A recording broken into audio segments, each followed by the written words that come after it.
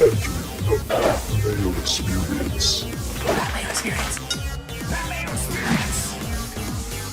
That Mayo Experience. Experience.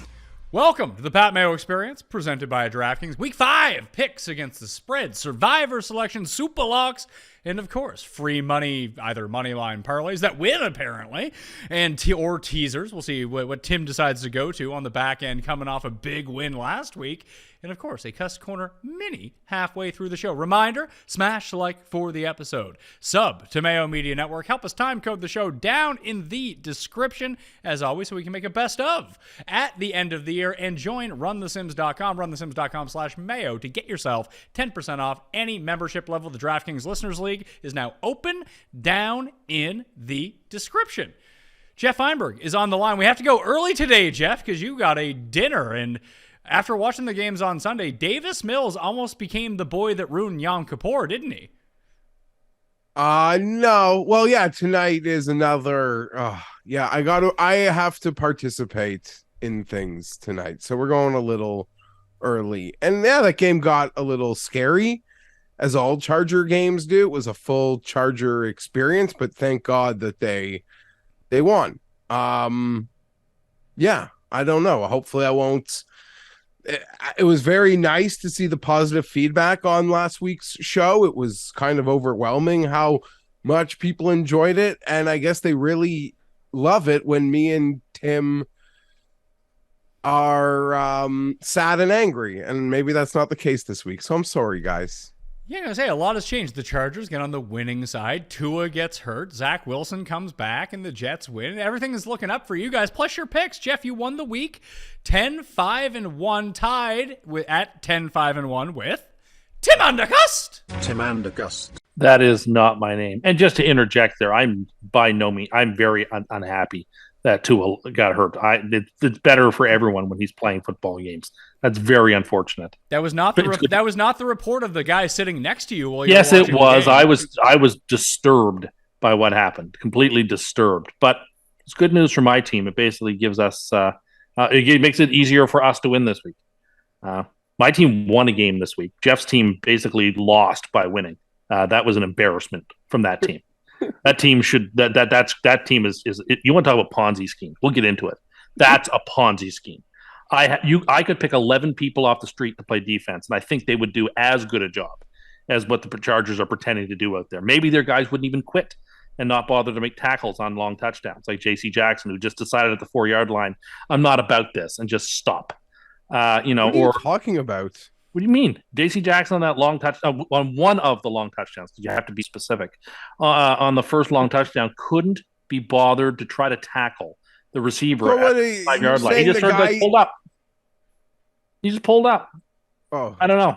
So you're saying the guy decided to run 71 yards to the end zone to try to chase the guy, but gave up at yard 72? He didn't make the play he could have. He didn't dive. He didn't do anything that he could have done. We spoke about this while we were watching the game. From the angle that we saw, the first angle, it looked like he was right next to him. From the reverse angle, he was nowhere near him.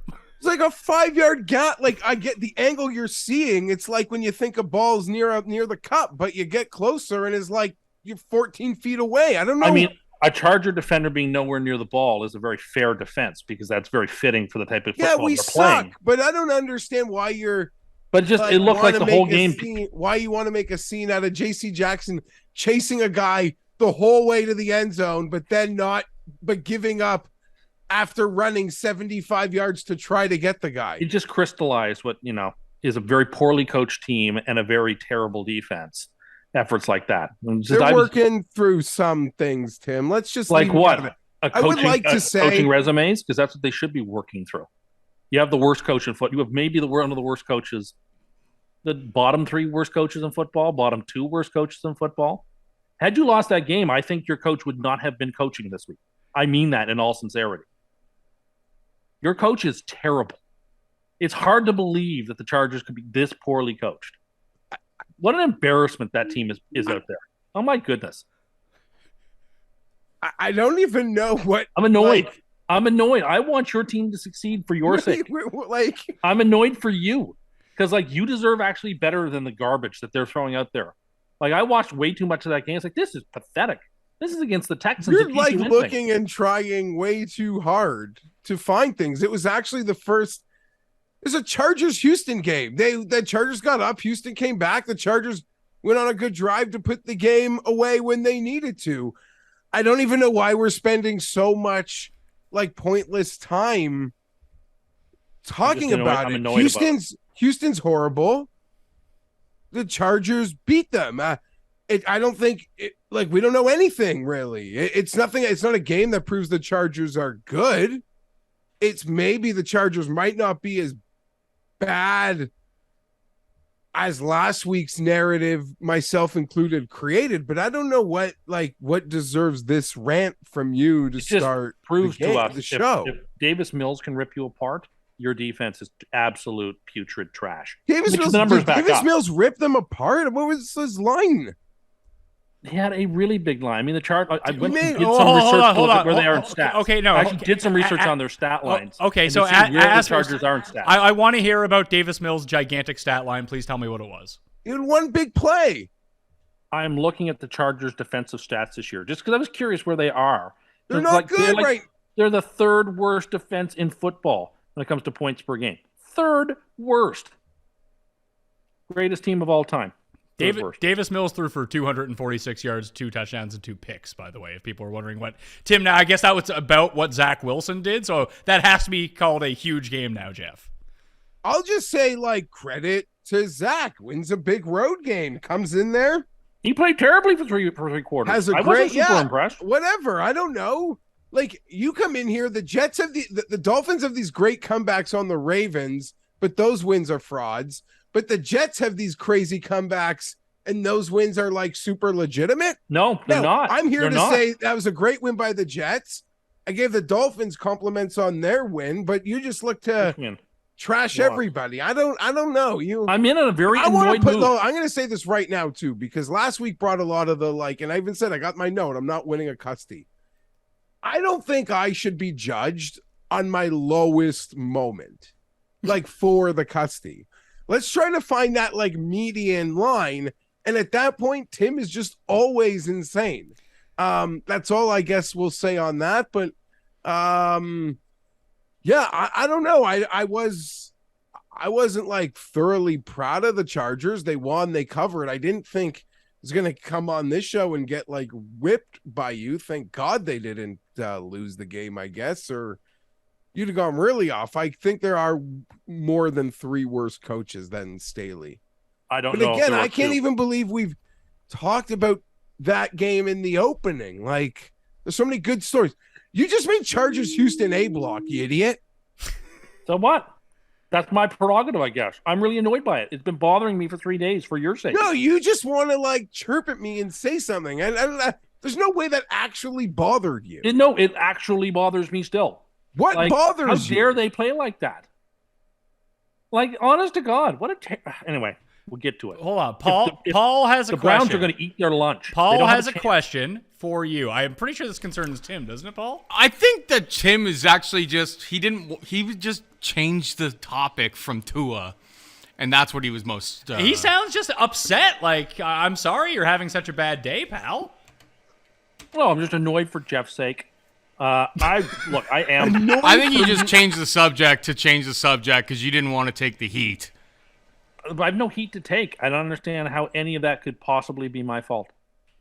Well, the name's always in your mouth, and just you get surrounded by the curse for too long, bad things happen to you. Mm-hmm. Anyway, I had a good week.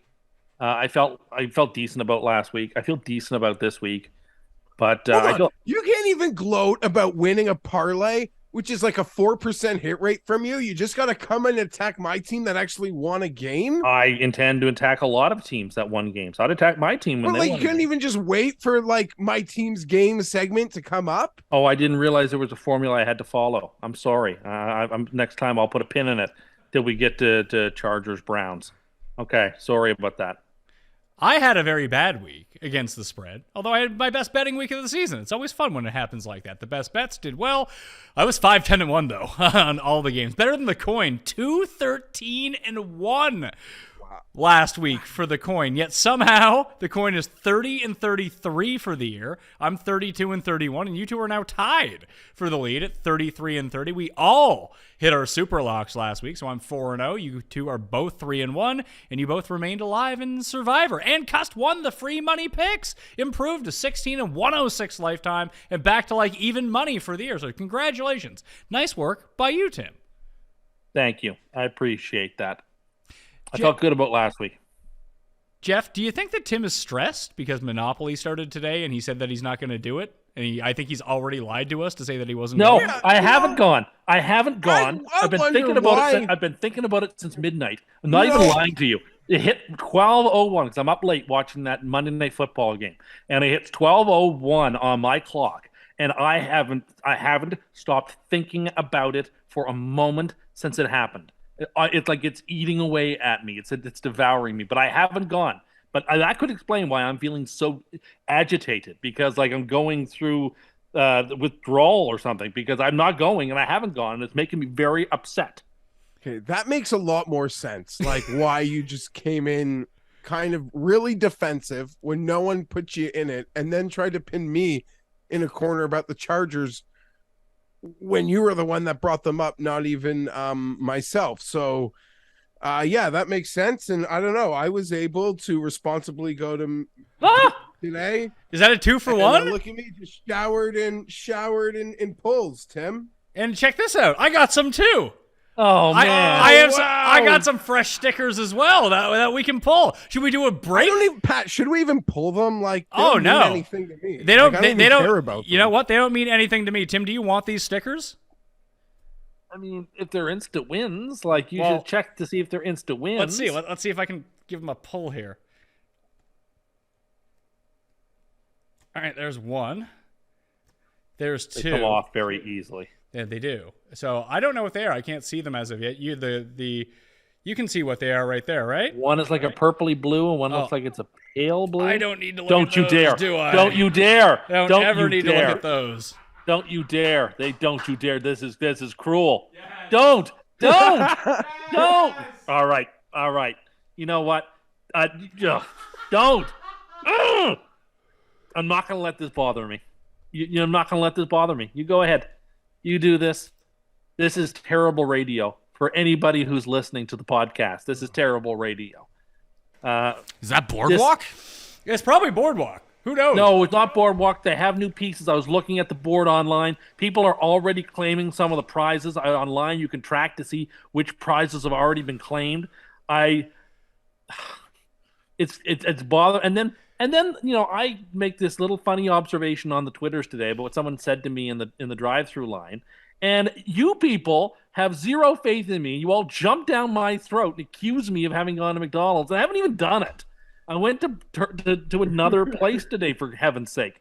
But of course, that's what the type of credit I get from you people, is that you assume I have absolutely zero ability. You just start presuming that I got this. You're making a big mistake, because as a friend, I'm going to tell you right now, you don't have the willpower to resist, and you can't start late because your local McDonald's is going to run out of packaging. So if you start late, you're going to hit the.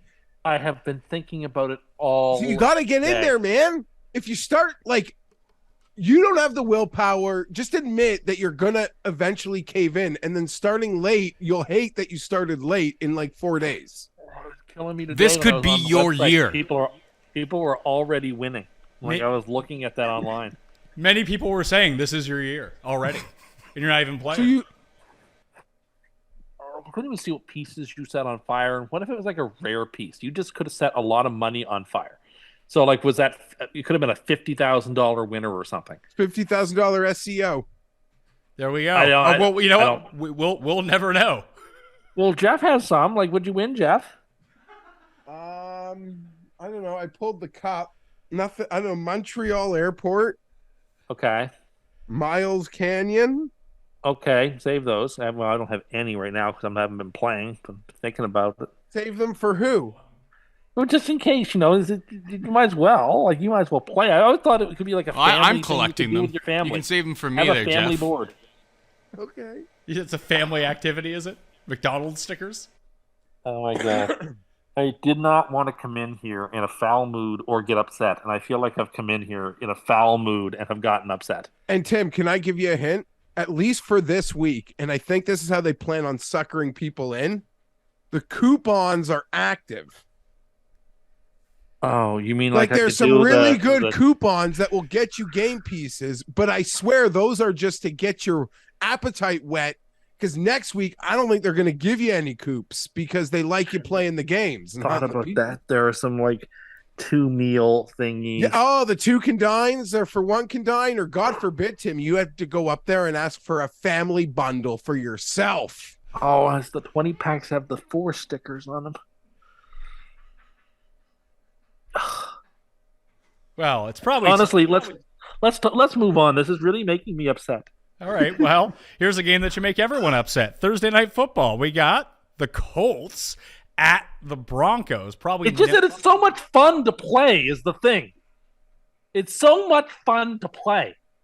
I just like the ability to tear the thing off, the hunt, the chase, the thrill of it. Like it's a lot of fun. Okay, it's like it's something I look forward to all year round. It brings real joy to millions, and it's just like it's opening day, and it's like having season tickets to opening day at the Sky Dome and just not going.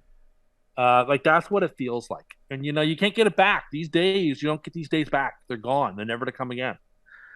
I'll say, cigarettes taste delicious lit off McDonald's stickers. Oh, stop it! You don't get you know what? You're trying to get me going, but I won't give you that satisfaction. No, you sound very well adjusted and very calm. I am calm. Are you? You sound angry. You were like freaking out like 2 seconds ago when I tried to introduce the game. Sorry, right. this is a trash game. All right, so we got Colts at Broncos. Probably no Jonathan Taylor. Colts are 3.5-point underdogs in Denver. 43.5 is the total. Although at DraftKings Sportsbook right now, the Broncos minus 3.5 is actually plus 100. So I'm guessing this goes back to 3 sometime soon. Not entirely sure why. I guess everyone's just kind of down on the Broncos. The Broncos were the one pick that I bet on that didn't hit last week. So they kind of got me, and it was Geoff Superlock on the other side. So good for you, Geoff, on taking Vegas minus the points against Denver. I still just think that these teams are wildly mismatched unless the Colts are doing that thing that they do every year where they suck in September and then all of a sudden that they're great. I just don't see it. Geoff, it seems like Matt Ryan is actively trying to let the other team win. That's how he's playing quarterback. Yeah, this is a bit of a disaster at the moment for Indianapolis. And you could argue it's just a real tough spot game as well. Going to Denver on a short week. The market just hates Denver so much. No one is impressed by Denver. They are really low-hanging fruit for NFL jokes, but they are 2-2. And, outside of that leaves them a half game back in their division. No, it's like a year ago at this time, we all still really thought Frank Reich was a good coach, right? I don't even want to say that he's a bad coach. I just think they keep just giving him shit quarterbacks. Yeah, they can't figure out the quarterback position. I mean, Rivers played great, but he was only going to play a year. Wentz was awful. I feel bad in general for Reich. I don't think the team has served him well. This is a bad line. This is a bad number. This is suggesting that if Indy and Denver play on a neutral field, it would basically be a pick'em, or in Denver by a half point or something. Like that's foolish. No one thinks that.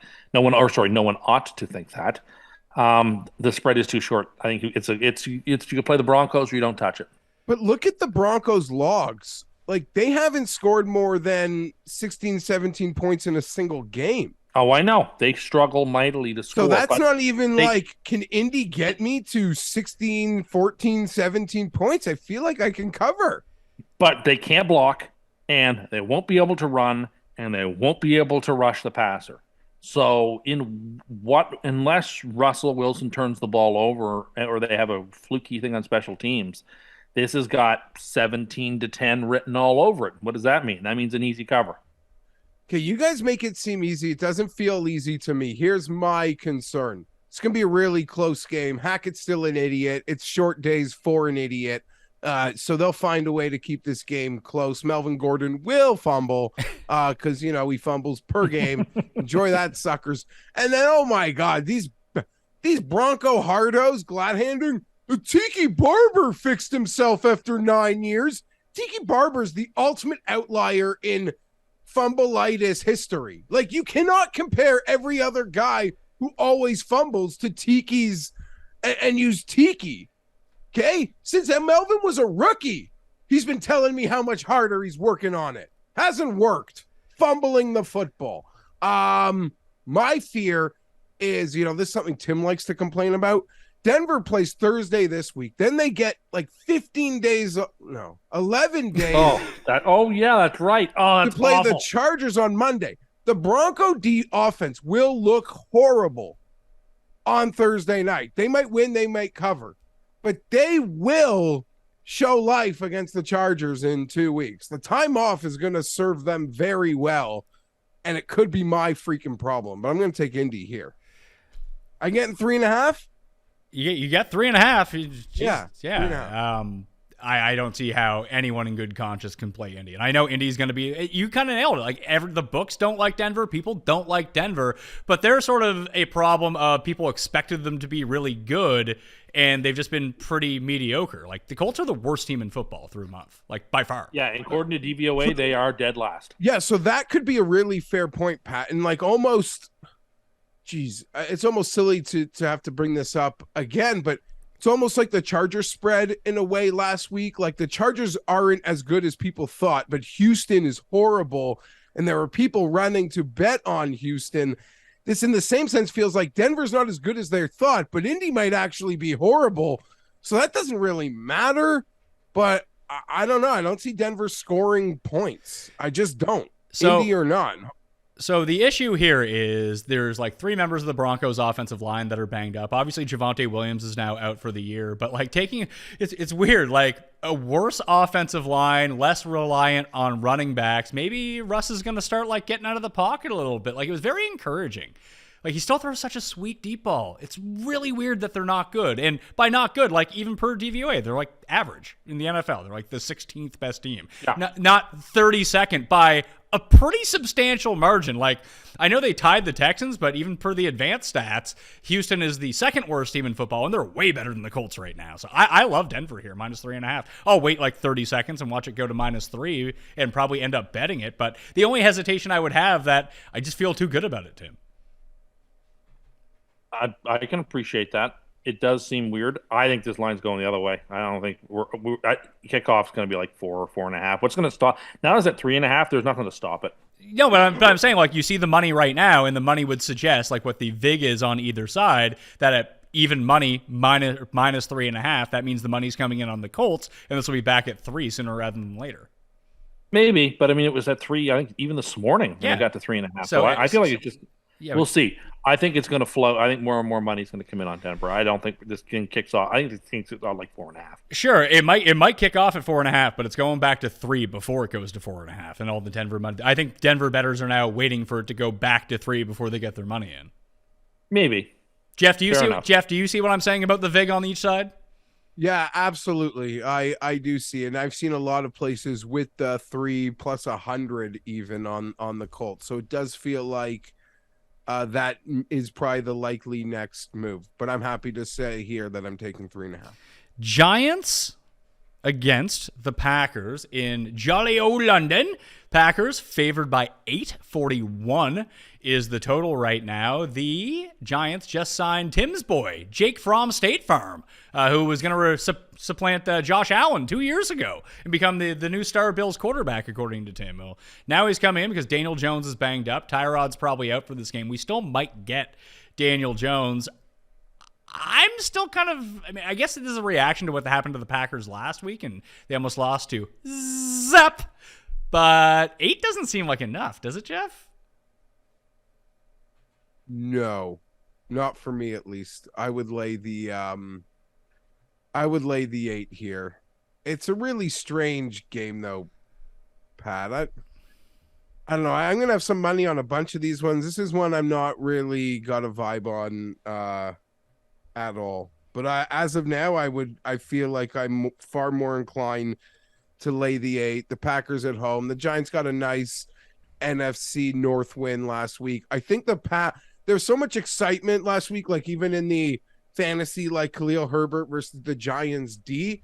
The things that the Giants do horribly, I feel like the Packers can actually effectively take advantage of. Well, the Bears are just so much more sporadic in that ability, and that showed last week.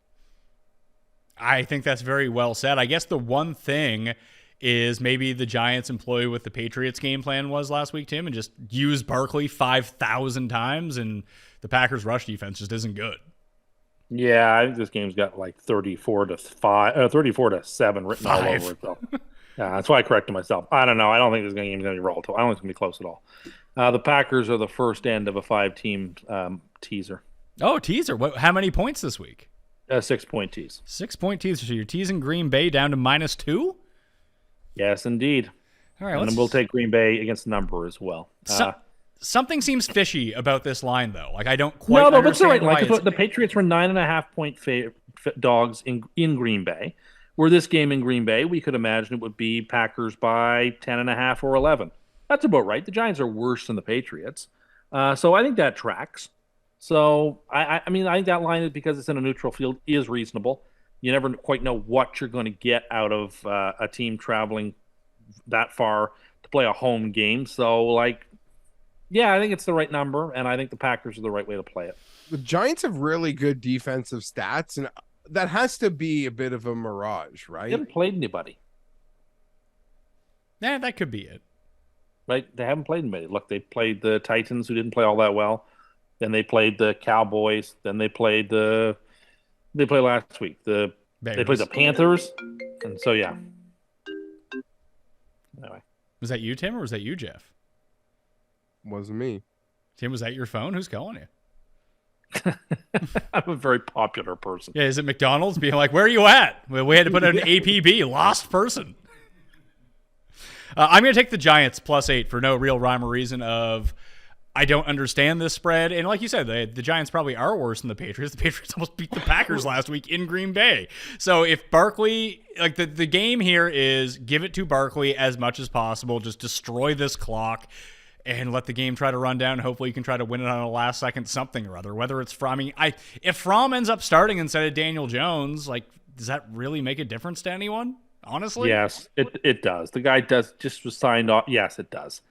Like that game moves to 10.5. Like there's no stopping it. I just don't see how you can bet on the Giants in this game. This is a tailor-made traditional London game where it's just going to be gross and ugly and a rout. All right, let's get to Sunday. The biggest spread of the Sunday slate. Bills are favored by 14 at home against Kenny Pickett, who has now been announced as the starter, and the Pittsburgh Steelers. 47 is the over-under in this game. Geoff, have you looked at all at quarterback stats against the Bills so far this season? No. Not good. As you say that, off the top of my head, it seems like that would be a problem for the Bills. That being said, part of me feels like Tomlin might be doing his young quarterback a bit of a disservice here. Once he made that move at halftime, there's no going back to Trubisky. There's no going back, even though Trubisky played for Buffalo last year. And if there was any team, he might be able to, mount some sort of interior knowledge to keep the game close. Maybe this was it. I'm with Geoff on that. But the decision has been made, and that's all there is to it. But, yeah, that's a sound point. It's a ton of points. It's just a really tough spot to have the kid play his first game on the road in Buffalo. Welcome to the show. I wouldn't be surprised this year if the Bills season looks a lot like it has, is they're going to go on the road and play some weird football games that, it seems like they have the ability to give away at time because they're sloppy. Then they're going to come home and they're going to put you through a table like they did the Tennessee Titans. That is my concern for Pittsburgh. Although watching the show on Sunday night, I don't know, you guys thought the spread would be like 6 or 7, and it's like double this sucker. Tim, well, I'm going to lay I'm laying the points. I think they rout. I think that it could be a total rout. So I've thought about it some more too, Jeff, and I did think it was going to be short, only because I was thinking like the last 2 weeks would bear into the way this number would sit out. Where Buffalo played pretty uninspiring football by and large the last 2 weeks, compared to the absolute crushings that they gave to the Rams and Titans in weeks 1 and 2. So I thought that the books would be a little bit more reserved. But you made a good point about them on the road and having some struggles. But this game's in Orchard Park. It's a bad spot for the rookie. The Bills. Yeah, I'm with you. I'm going to lay the points with you. You can't tease it. 14's you just can't play a teaser there. But I am going to go with you. I'm going to lay the 14 with the Bills with a little bit of trepidation. But I think that's the way to play it. Yeah, the coin is taking Pittsburgh. I'm going to go with you guys. I'm going to take the Bills as well. I just don't think that the Steelers score any points in this game. I think one of my favorite bets this week is either going to be Colts or Pittsburgh team total unders, whatever the hell that they are. I think Pittsburgh is going to be like 17.5. Do we really think they're getting to 17 points in this game? Not unless it's such a route that, and just complete and utter It's garbage. like a block kick or a fluky, scoop and score. Like if this game was 41-17, sure, that could happen. If this game was 41-20, could that happen? Sure. The Bills have such big aspirations that to call this like a revenge game from week 1 last year would probably be ridiculous. Like if you think you're going to the Super Bowl, you got bigger things to like focus on than the team that like beat you in week 1 last year. But I don't know. I think all games in Buffalo are just going to be a goddamn circus, like a relentless circus. And I know our sample size only 1-1 this year, but I'm expecting 2-2. Falcons at Bucks. The Bucks are favored by 8.5 points at home, coming off their Sunday night loss to the Kansas City Chiefs. Tom Brady getting divorced. Cordero Patterson out for at least 4 weeks, placed on injured reserve with a knee injury for the Falcons. 48 is the over-under. The only team remaining in the NFL, Tim, unbeaten against the spread, are the Atlanta Falcons. Unfortunately, Tampa Bay seems like they're almost back at full health now, at least on the offensive side of the ball, and feel like it might be a bit tough to stop this Tampa offense. I don't agree in terms of the spread. Tampa just keeps getting line after line, week after week, as if people aren't watching the way they're playing. They haven't played a good game all year. They're 2-1, or what? 3-1, 2-2. I guess they're 2-2, and they've been uninspiring in all of those games. I was very, very disappointed with how that defense played on Sunday night. I picked Tampa in the knowledge that their defense would be able to smother what Kansas City wanted to do, and it looked terrible. This spread is too big. It's too many points. It's presuming that Tampa's been playing better football than it has. I think it's going to be a high scoring game. I think it's going to be the game of the day. It's going to be the one that we're most excited about, and I like Atlanta to cover that number. I want to lean Atlanta here. I want to get what do you think the public's gauge of the Falcons is now, Geoff, especially against the public sentiments against Tampa? Because I feel like people are just willing to give Tampa a bunch of passes, like, yeah, like whatever. But this could be a game where they get caught with their pants down, although both these teams are now tied, and the winner of this game is now leading the NFC South.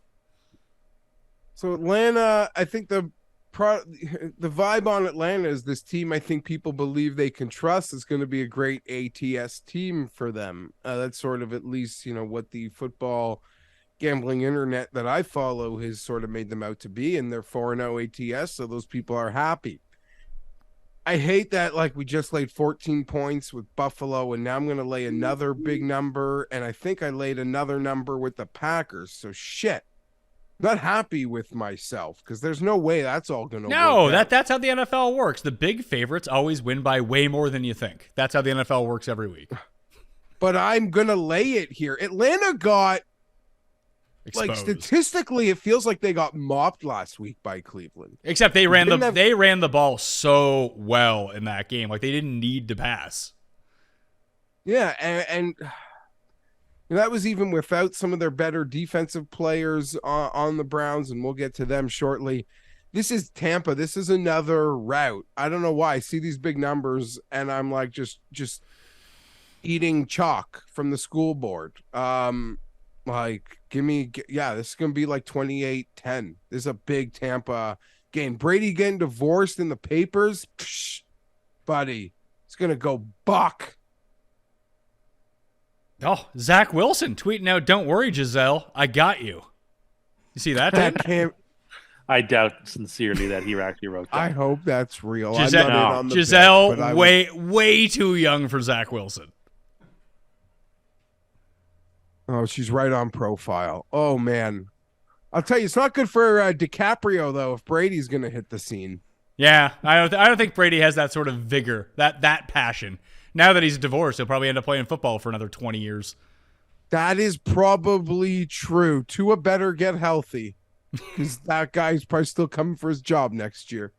So I'm actually going to take Tampa with you. I'd love to see Atlanta, the roll keep going. But when I asked you about the public sentiment about this, it's because I've seen everyone jump on Atlanta now. Oh, they're the cover kings. And yeah, they are. Absolutely they are. They're amazing. Win money on them every single week.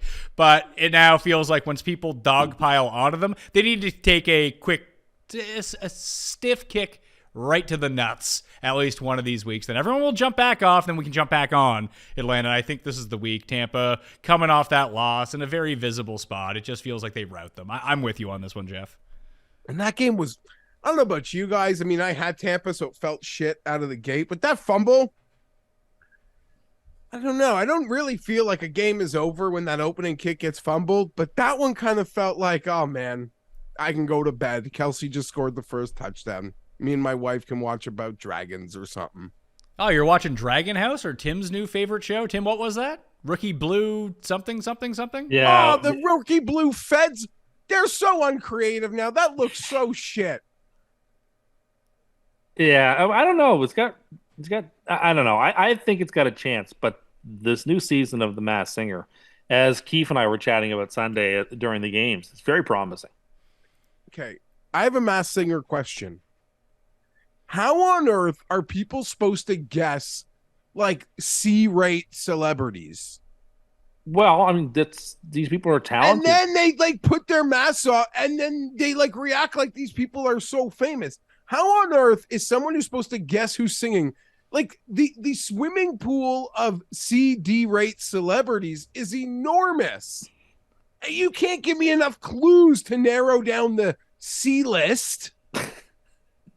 I think it's very challenging. I wouldn't want the job. I don't think I'd be very good at it's it. impossible. So you're suggesting it's rigged?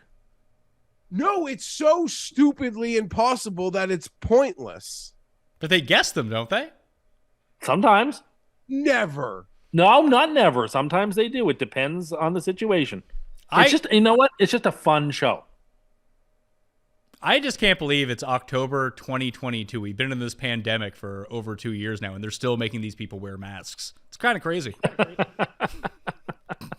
That was funny, though, when, like, that first Brady rumor was that he's doing The Masked Singer, and it's like, because and, like, the whole link was like, he signed his big Fox TV deal, and da-da-da-da-da.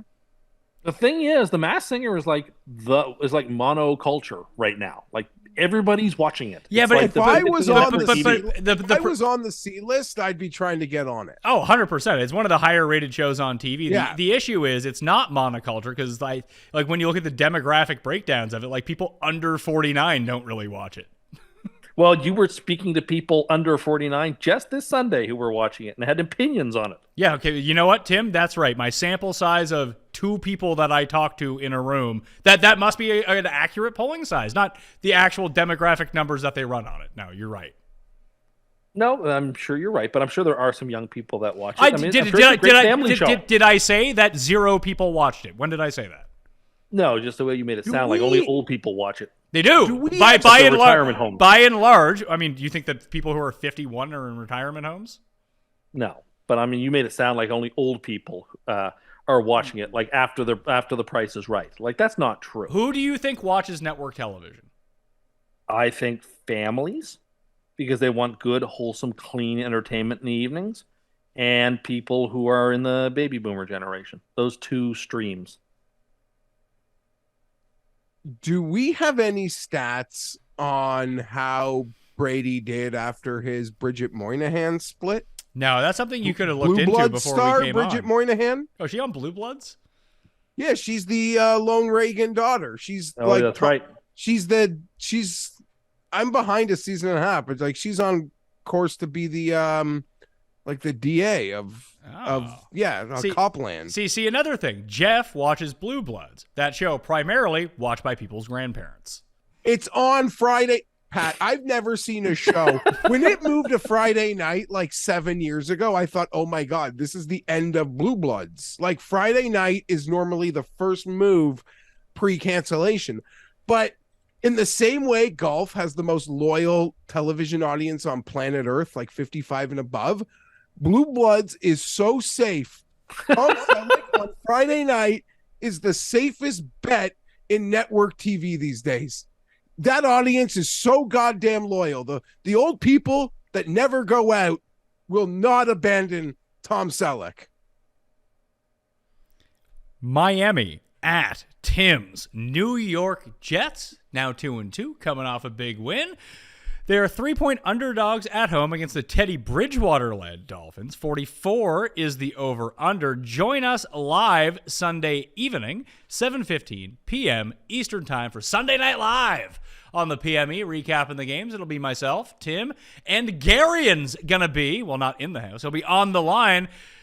Are you going to feel bad if the backup quarterback comes in and beats you? Well, I have long said I think Teddy Bridgewater is a very good quarterback.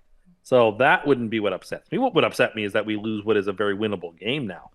The spread is very fair. It's 3 points. I think that's where it should be. Look, the Jets played badly for 3 quarters. Like, that was a bad performance for 3 quarters. They just happened to just shift it into top speed in the fourth quarter for the second time this year, because I think they are a really, really, really good fourth quarter team. Like that when – like they're able to like snap into attention and say, okay, we got to buckle down here, sort of thing. It seems to be the nature of things. And Zach went from playing very poor football for 3 quarters, outside of a throw here or there, to playing like commanding football in the last quarter. That was positive. Like I said to you earlier, I was hopeful that like without a preseason and that being his first game, that those first 3 quarters were genuinely him sort of working himself into the speed of games that he hasn't played in 10 months. And so that's sort of maybe that's just what I'm telling myself, and maybe it won't be true, and maybe it will be. But I saw in that fourth quarter, both defensively and offensively, reason for hope, and to be able to adjust and play a quarterback you didn't practice for the second half of that game, and to eventually figure out sort of his rhythms, what was nice too. So, long story short, it's the second week in a row we have to play a team coming off the mini bye. That's awful, but I mean we were able to persevere the first time. I am very curious as to what this Tua injury will do to the Dolphins, because like my dad and I were chatting about this for a bit yesterday. Like he felt the Dolphins had nothing as soon as Tua went out. Like that game, the air deflated out of that balloon, and that team was destined to lose. They just had nothing in them. And I'm wondering whether an injury like that, and not just the injury, but like the whole chatter around the irresponsibility of the Dolphins coaching staff and the NFL doctor and all of that various stuff, doesn't just weigh heavily and sort of cast a pall over this team for a little while. I suspect these are human beings, and that does have an effect, that the fun and the freedom and the sort of like freewheeling nature that team had is sort of like that's gone now. Like there's something gloomy you sound going hopeful. On there. Like that sounds more like you're hopeful that is the case. No, I don't want things to be gloomy for that reason. I wanted it to be because they played poorly. But in the end, I think the Jets are going to win this game. So we're going to take them against the spread. I think it's going to be a close game. I think the Jets just could very well go down to overtime. I think it's going to be a very close game. Mistakes abound probably on both sides. But I think the Jets should probably win this close. And I'm anticipating wearing my victory hat on SNL. I just feel like the Tua injury coupled with the Jets coming back against a really bad team has really shrunk this spread to a point where I don't see how you can play the Jets anymore. Like if the Jets were like 6.5, 7, which they probably would have been a week ago, then yeah, I think that makes a lot of sense. I think you're bingo. I don't want to call it a gift because listen, Miami, Teddy Bridgewater could suck, Miami can blow it, whatever. But I just Miami -3 is very strong in this circumstance to me, Geoff. You kind of nailed it for me, Pat. And I know, listen, I love Pizzola. I respect Pizzola. He always tugs down advanced lines. And I get that because you can't put enough on an advanced line for the books to actually care, and they do it as a service. But to me, in the end, a smart person is still really setting that line. The same people that set the lines that, as they raise the limits, as the week sort of opens up. This thing would have been a 5.5, a 6 last Thursday. Now it's a 3 because of all the things you said. I don't know that Teddy makes a difference really in how they play or what they will try to do and the ability to get the ball to the receivers. I think this is a good betting spot for the Dolphins. I like betting good teams the first game with the backup. I think the Dolphins have proven themselves to certainly be above an average team. You could think they're a great team, maybe. I think there are people out there that do that. Tim, I'll tell you, I've seen that sauce like eye in the sky tape. Man, oh man, he's a player. Reason to be excited. Yes. It's great. Well. You line him up on the outside. He can do his thing. He's all over the field. He wins his matchups. But unfortunately against Miami, what he does best doesn't seem to even come into play. They're not going to throw a ball 20 yards downfield. They're going to beat you at the line of scrimmage. This could be my super lock. Miami just seems like a really, really good spot, and you kind of got to bank on. They didn't get that turnover last week, so it's certainly coming again this week. And I agree with you on Zach. Full free pass for me, Tim. We saw every quarterback who pretty much didn't play in the preseason, 90% of them, sort of come out lethargic or just not look that sharp. So I could write those first 3 quarters off just as you did. What a great finish. I'm excited for the Jets. If they win this game, I'm looking forward to watching you on Sunday night. But I think for my money, I'm really interested in Miami. Zach Wilson did play in the preseason. Yeah. 3 snaps. You're right. 4 snaps. Then he sustained a 2-week injury, which took him 8 weeks to come back from. Yeah, go ahead. You can belittle them all you want. That's fine. You were calling for Salah to be fired after 3 quarters when we were watching that game. Well, not specifically. What I said was that if this game continues as it is, I may call for various people to be fired. I didn't name any names because I also know better than to name names or I'll be called out on it. So I chose to be a little bit more vague, a little more cloak and dagger about it. Yeah, I was furious. Pittsburgh's not a very good team. And I thought the Jets were underperforming, but they came back furiously. They played great, and that was it. Man, I want a double quarter pounder so badly right now. I bet you that has 2 stickers on it. I've been looking at my app here in the last couple of minutes. Why don't you just Uber Eats it to yourself during I got a push the show? Notification and get on Uber Eats, get them to deliver it to your door during the show. You can have it by the time we stop talking. The combo coops will not be there next week. I know. I'm trying to be disciplined, Paul. I am trying to be disciplined, but onto Carthage, doesn't reward yourself. Yeah, doesn't a 2 touchdown. You hit a teaser. You got to reward yourself. Reward yourself. Isn't that a reward you earned, buddy? I really want to, but I said I wouldn't. But is this going to be one of these things where you're like, why is it that you're not doing it? Is it because it's unhealthy? Because you're just if you're saying I'm not going to play McDonald's Monopoly, but I'm going to go get Burger King instead. That doesn't make any fucking sense. No, I'm doing it for the credit. No one's giving you credit. They actually think you're an idiot for not doing it. I'll get so much credit. From who? I'll have someone getting so much credit it'll be falling out of my pockets. That's how much credit people will be getting. Last year you said you allocated $1,000. Yeah, I did say that last year. So is there a reserve fund in case you really want to go for 4 days right now? Yes. Okay, so get in on go. Yeah, 5. You're so due. I got 5. I got You're so due. I am due. That is the thing. You gotta keep firing. I cannot believe you've gotten up from the slot machine and walked away. Well, I haven't even gone to the slot machine. You've been going for your whole life. I know. I really want to. Yeah, you need to be the person wearing the diaper at the slot machine so you don't miss out on any spins. It was so hard today when I went to the drive-thru somewhere else. And I could see the McDonald's stuff up in the windows because the McDonald's is right nearby. Yeah, my Monopoly, mine had balloons. They were celebrating out front. They have these cutouts of Mr. Pennybags. I so would love to have one of those carve-outs for the studio. Can you imagine how cool it would be to have that cutout in the studio? The Monopoly man.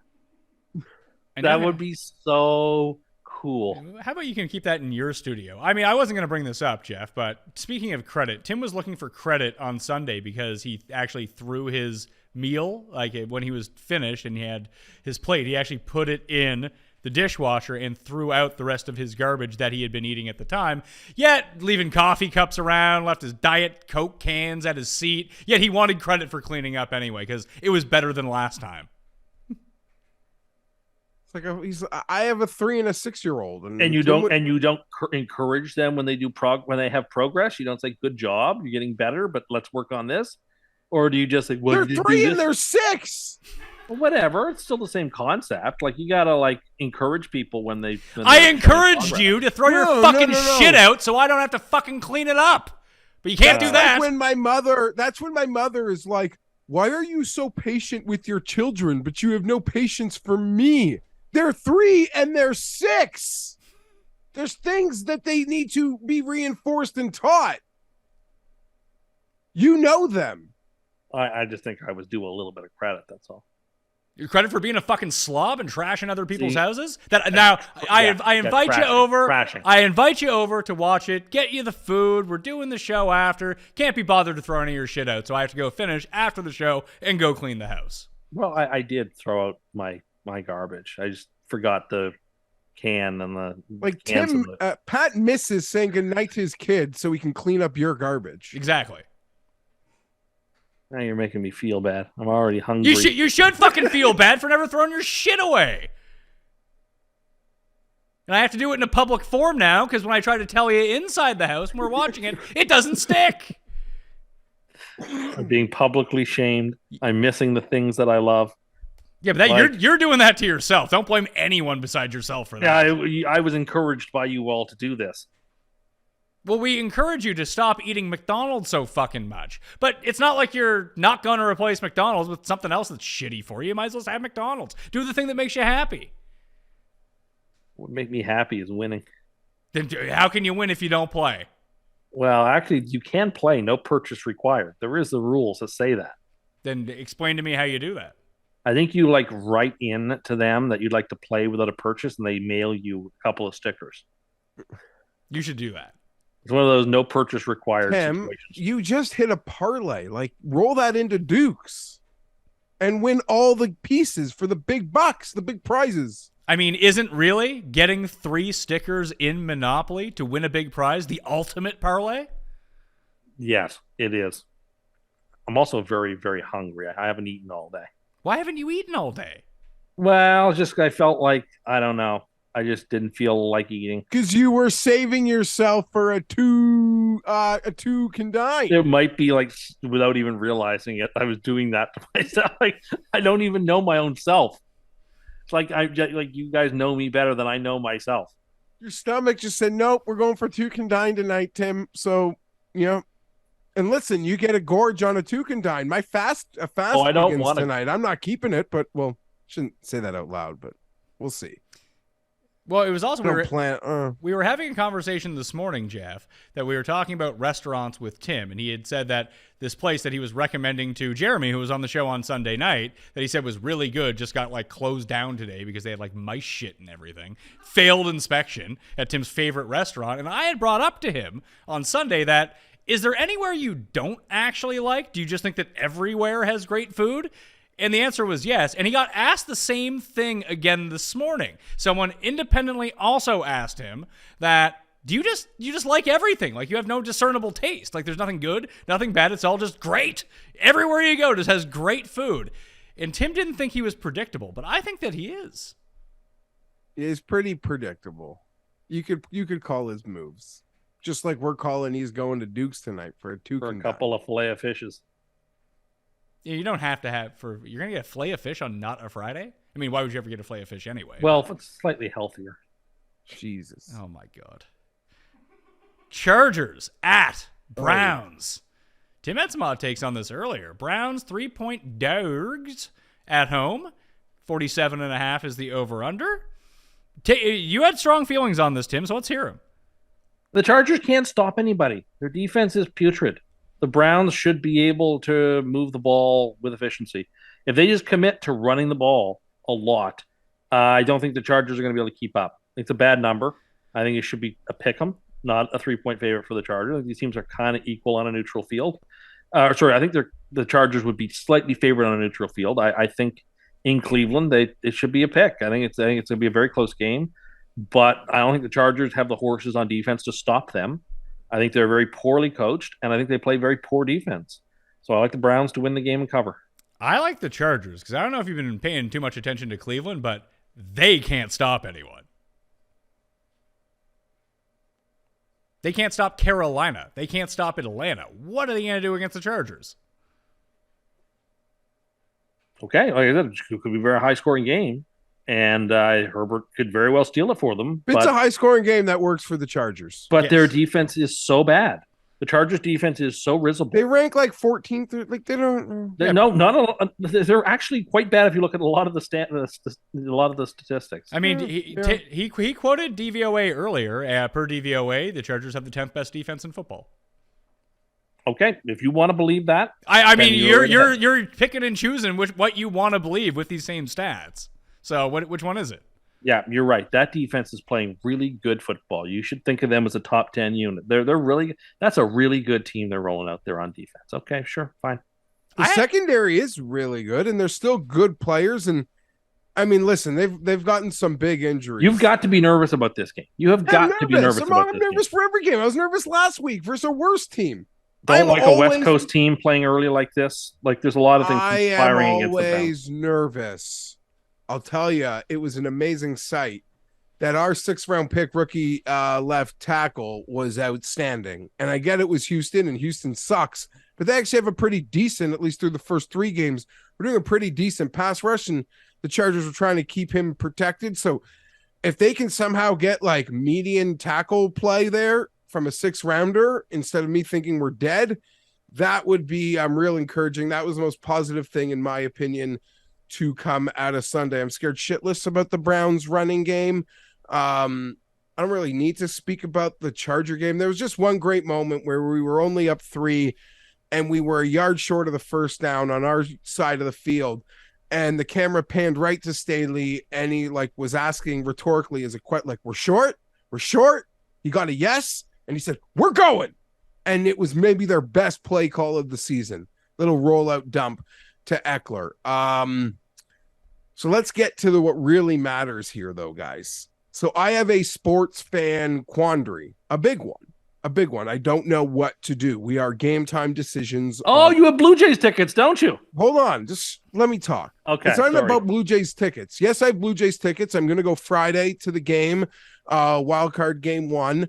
I have tickets for Sunday, but I would never go to a round 1 elimination game. Like, I care too much to have to be around people in a game where our season ends or we win round 1 isn't worth it for me. Didn't you go to I game will be 5 around those Texas? people if it means going to an ALCS or going to a World Series, but I don't need to be around a stadium full of people in a game 3. But the Chargers are about a 5-hour drive from me. That outside of Buffalo is the closest drive for me on the entire league. And I really want to go to the game. I really, really, really want to go to the game. I will not enjoy being at a Chargers game if it's head-to-head with a Blue Jays elimination game. I need to be in my multiple TV setup there. So I don't know what I'm going to do. But in a perfect world, I'm going to the J game Friday. Love to drive to Cleveland Saturday. I'd love to see the Chargers on Sunday, but I don't know if that's going to be feasible. I don't know what I'm going to do. And I'm going alone, and that doesn't mean I don't have friends. There's fans and there's people in Cleveland that want to suck up to me, and I appreciate that. But I'm flirting with 40. We're closer to 40 than any other number. And none of my friends give a shit. No one, I couldn't pay somebody to go to Cleveland to see a Chargers Cleveland game, of my friends. They'd rather just stay home and watch 7 NFL games. Yeah, so we'll see. Why are you considering driving? Why don't you just fly?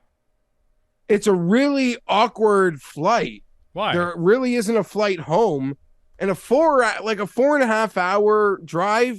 I don't know. That doesn't seem that bad. I would enjoy that hit up lots of fast food in Buffalo as we go through Ohio. When would you leave to go to Cleveland? If you decided, okay, I'm going, this is happening, would you leave Saturday? So or we would you have leave two. Sunday morning. I've spoken about it with my wife, who's amazing, and she actually thinks I should go because she knows how much I love the Chargers, and she's like, "You should go." There's like no hotels in downtown Cleveland, and if the Indians are playing on Sunday, I saw a thing on the news. They're thinking like 400,000 people are going to be downtown Cleveland. So that fuck. That nothing. Are you going to Southern? That. Are you going to Southern California at any point this season where you will see the Chargers? I am going, but I don't know if I'm going to see the Chargers. I'd have to really inconvenience people, and I do that a lot. I don't know if I want to. I can speak from how I feel. I would not be able to enjoy the game knowing that the Blue Jays were probably playing that elimination game and would want to have them both. And if I'm going to make the trek to Cleveland to go there, I want to only be thinking about the football game that I'm watching. And so as much as it's great that your wife said go, as much as that, this is the closest they're going to get, I would take the playoff. I would stay home, watch the Chargers and Toronto at the same time. And like in the moment, I think you'll be happier than if you make the trek. I think that's if it were me, that's how I would go. I think you're right in that I would not be able to fully enjoy myself if the Jays are in an elimination game. And it's the Jays. They're going to have the shit TV spot. Like, it's not like they're going to play at nighttime. They'll play at like noon.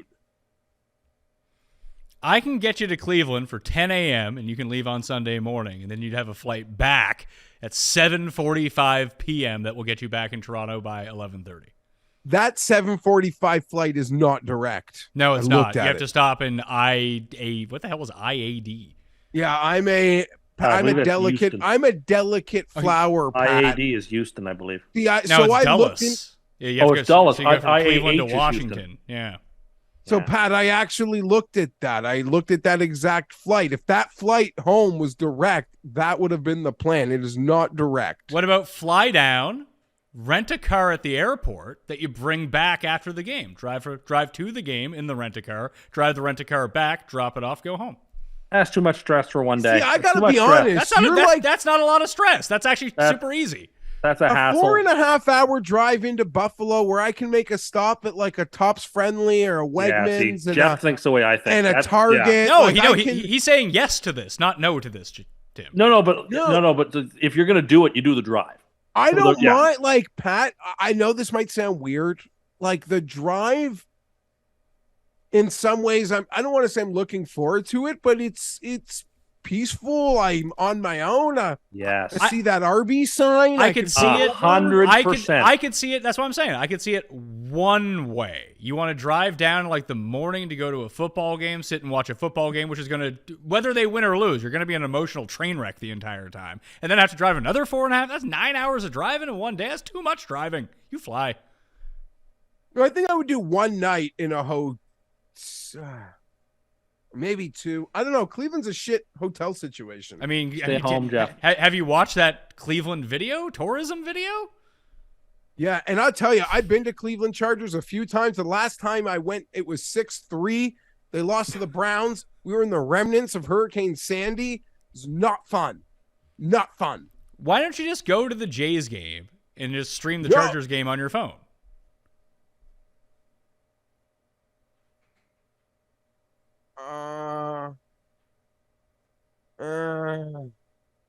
Okay. People who've been to the Rogers Center can understand this, and they're blowing that place up this winter, and they're gonna like actually try to fix it a bit. The poor soul that's gonna sit beside me in one of those cram little nugget seats as I'm like watching Herbert drop back on third down. No, that's not fair to any human. What if I could get you into a box at the Skydome? I'll call around to see if I can get you box tickets. Listen, Pat, I appreciate you a lot. And there are times where I think if I need a thing, like Pat's got connections that can save me. I don't like need to say this in a weird way, but I can get myself into a box. Okay, fair enough. I was just wondering if you had done that. No, I know. I just don't. I don't want to be at a round one elimination game either. Like, that's too much intensity for only winning round one. Round one elimination game, I need to be in the confines of where I can walk around my couch. So you weren't there for the Encarnacion home run game against Baltimore then? No, I forbid to go. A one-game playoff? I'm watching that at home. Okay. I think you should stay at home and watch the games, Geoff. You'll be comfortable. You'll be home. I'm really going to regret, but you know what else I was thinking, guys? That I'll go to a Charger game on the road. I'll be like within 5 rows on top of their bench. And they'll be like kids like, Herbert, Darwin, can I have this? And there'll be this 40-year-old grown man saying, do you work for social? Can you please post Monday pressers? You work for social. Can you tell the social team, please post Mondays? No, I don't want a glove or a hat. Just tell social, post Mondays. So you're taking the Browns? No, I'm taking the Chargers. I don't know what the Chargers are. Beating Houston proves nothing. Letting Houston comes back kind of proves a lot, to Tim's point. They're still a great unknown, but the assurance that I got from seeing the left tackle play, how much better the offense plays when they get their center, and they could be getting Keenan and Parham back. So they're still a talented team despite losing talented players. So hopefully it works out. And Justin Herbert is going for a record this week. I'd love to be there in person, guys. It would be 8 consecutive road games over 300 yards. Okay? Be a wizard, my wizard. Detroit at New England. Detroit now a 3-point dog on the road to Mr. Zapp in the New England Patriots, who I assume is starting. Brian Hoyer's an old man who has head trauma. I mean, unless he's Tua, I don't think they're going to throw him back onto the field here. So we're getting zappy unless Mac Jones can make a miraculous recovery. This is where the whole case against Detroit last week that I kind of spelled out ever. That's why I ended up having a good week. I had very strong convictions on 3 games, 2 of them hit. And one of them was that Seattle game, Tim, where I don't ever want to back the Lions as favorites. But I do like them in this spot because I also don't want to back this Patriots team as a favorite either. No, when the Lions are underdogs, particularly as a team that's around their caliber, they're a great team to take. So we're taking them. We're teasing them up too, because even if they lose, they're not losing by 10 to the Patriots because the Patriots don't have the offensive firepower. Like, the Lions are going to score a lot, that we know. Question is, how much will New England score? I think the Lions are very live in the money line here too. It should be it's an intriguing game. It's a weird game.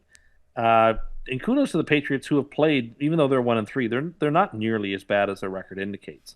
I actually think they're a decent football team. But anyway, it should be a game where both teams should be able to score if they want to. I bet you there'll be a ton of Patriots who are super cheap on DraftKings who you should play. You just said you didn't know how much they can score. Why would I? I don't know how much they can score, but the Lions have the worst defense in football. This is true. Like, they're even worse than the Chargers. Like, anybody can score against any team can score against the Lions. So you got to figure out which Patriots you think are going to have huge days and roll with it. But the Lions are dogs, so we tease them up and we play them on the +3. They're a fun team to have this week. Part of me thinks that +10 Lions is as safe as you can get. Mm-hmm. Like, even if they're down 17-14, they'll just backdoor it. Yeah. But the Patriots against a defense so bad, like, I really could see Belichick having a plan where he's just literally getting 4 yards a play. And he'll get more than that. If they decided to run the ball every single play, like, essentially treat this game like they did that Bills game last year where they threw the ball 3 times, they could win this by 20. But they won't. Yeah, so that is kind of my point. I mean, yeah, there'll be like bigger opportunities for chunk plays, but if they just call this like methodical little screen game, so like smart runs, and just stay ahead of schedule, they could keep the Lions on the field for 39 minutes of a 60-minute game. And that would be my concern. But that +3, as I sit here now, it just feels like I think the Lions can win outright. I think they'll win a close game. And worst case, the Patriots beat them by a nibble and maybe a cover or push. I don't like the bet, but I think it's Lions +3, and I would feel pretty good about that spot on Tim's teaser. Here's the thing about us. We all just took, except for the coin, I've all just taken the Lions +3 in this spot. Do we worry about the goof outside? Because he has yet to go outside this season. He's looked really good this year. Geoff, did you see the goof? Most passing yards bets, 60-1? It's been cut to 30-1 already. Yeah, I saw that. I even saw some 50s still out there. I was doing some research for our Hammer future special. I considered that. I did see that. Goff JG, as the coaches call him, he's been a wagon. I don't know if you'll get there. I like your bet a lot better than Tim's Aaron Rodgers passing yards.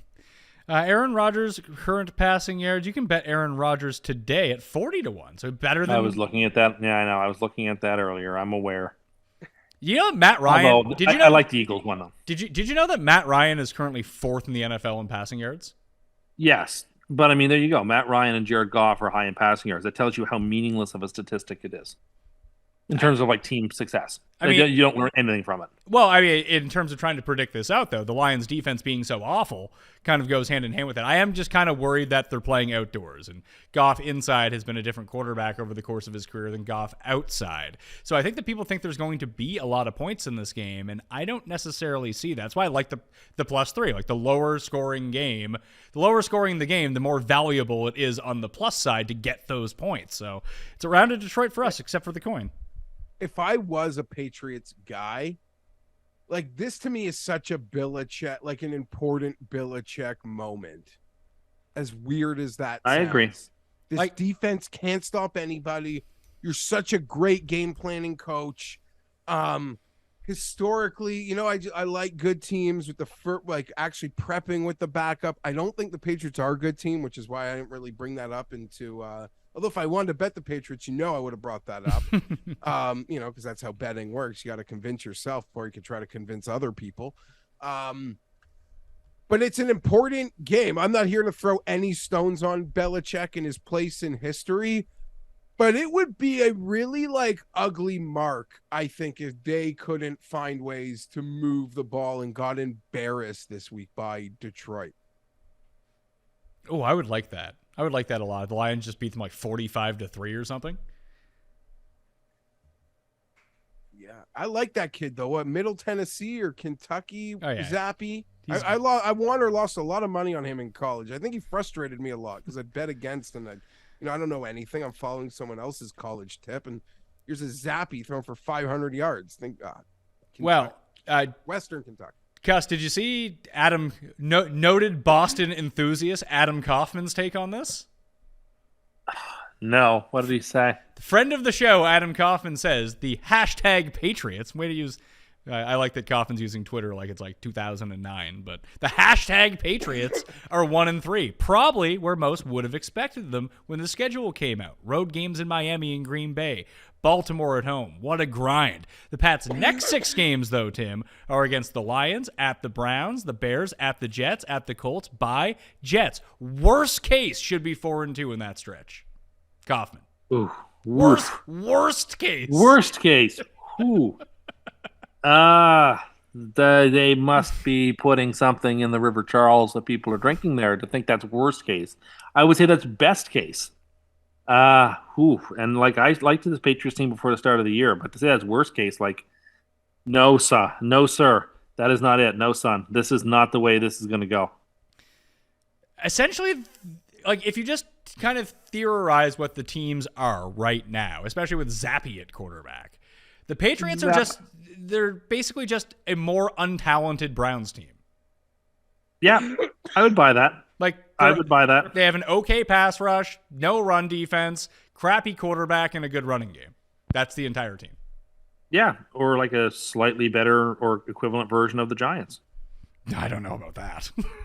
The Giants are just confusing. I guess what I'll give the Patriots is I do think they play good defense. They play they play good pass defense. They do not stop the run. No, but they'll be challenged this week. It's an interesting game. I could see us watching it quite a bit. Oh, I doubt that very much. It could. I don't. It could, and I mean, our friend who's a Patriots fan now comes over to watch the games every week, so it'll have to be on. But I mean, I'm just trying to actually this game. No, I know exactly what the laptop game is going to be now that I look at it. That team is on the laptop every single week. It's true, but they were fun through 2 weeks. It's not this game though. Chicago at Minnesota, although it very well could be. Minnesota is what, a 7-point favorite? Yeah, 7-point favorite at home against the Bears coming back from London. 43.5 is the over/under. I don't know what to make of the Vikings, man. Like, shouldn't they win this game by like 50 points? The Bears are so bad, yet they're going to find their way to over 5.5 wins and absolutely screw me. But I got to take the Vikings -7. I feel like we're now in a spot where the Vikings are weirdly undervalued. I'll be quick because I'm like the Vikings stan here. Like the Vikings and Chargers did the full Viking Charger experience, which is, I guess it's just like the regular. Like that was the regular, but it was a true full experience for both of their fans on Sunday. I think the Vikings destroy these guys, although I see it as you do, Tim, and Pat, and just think the Vikings are so much better and the Bears suck. And again, I think I'm 4-0 for favorites on 7-point spreads. So that is really, there's no way I'm going to sweep that. Now I think I'm just playing one side of the board here, but give me the Vikes. Tim? Yeah, tease the Vikes down. They're the third part of the tease. Not really much more left to be said. I don't think Chicago is capable of keeping it close-ish.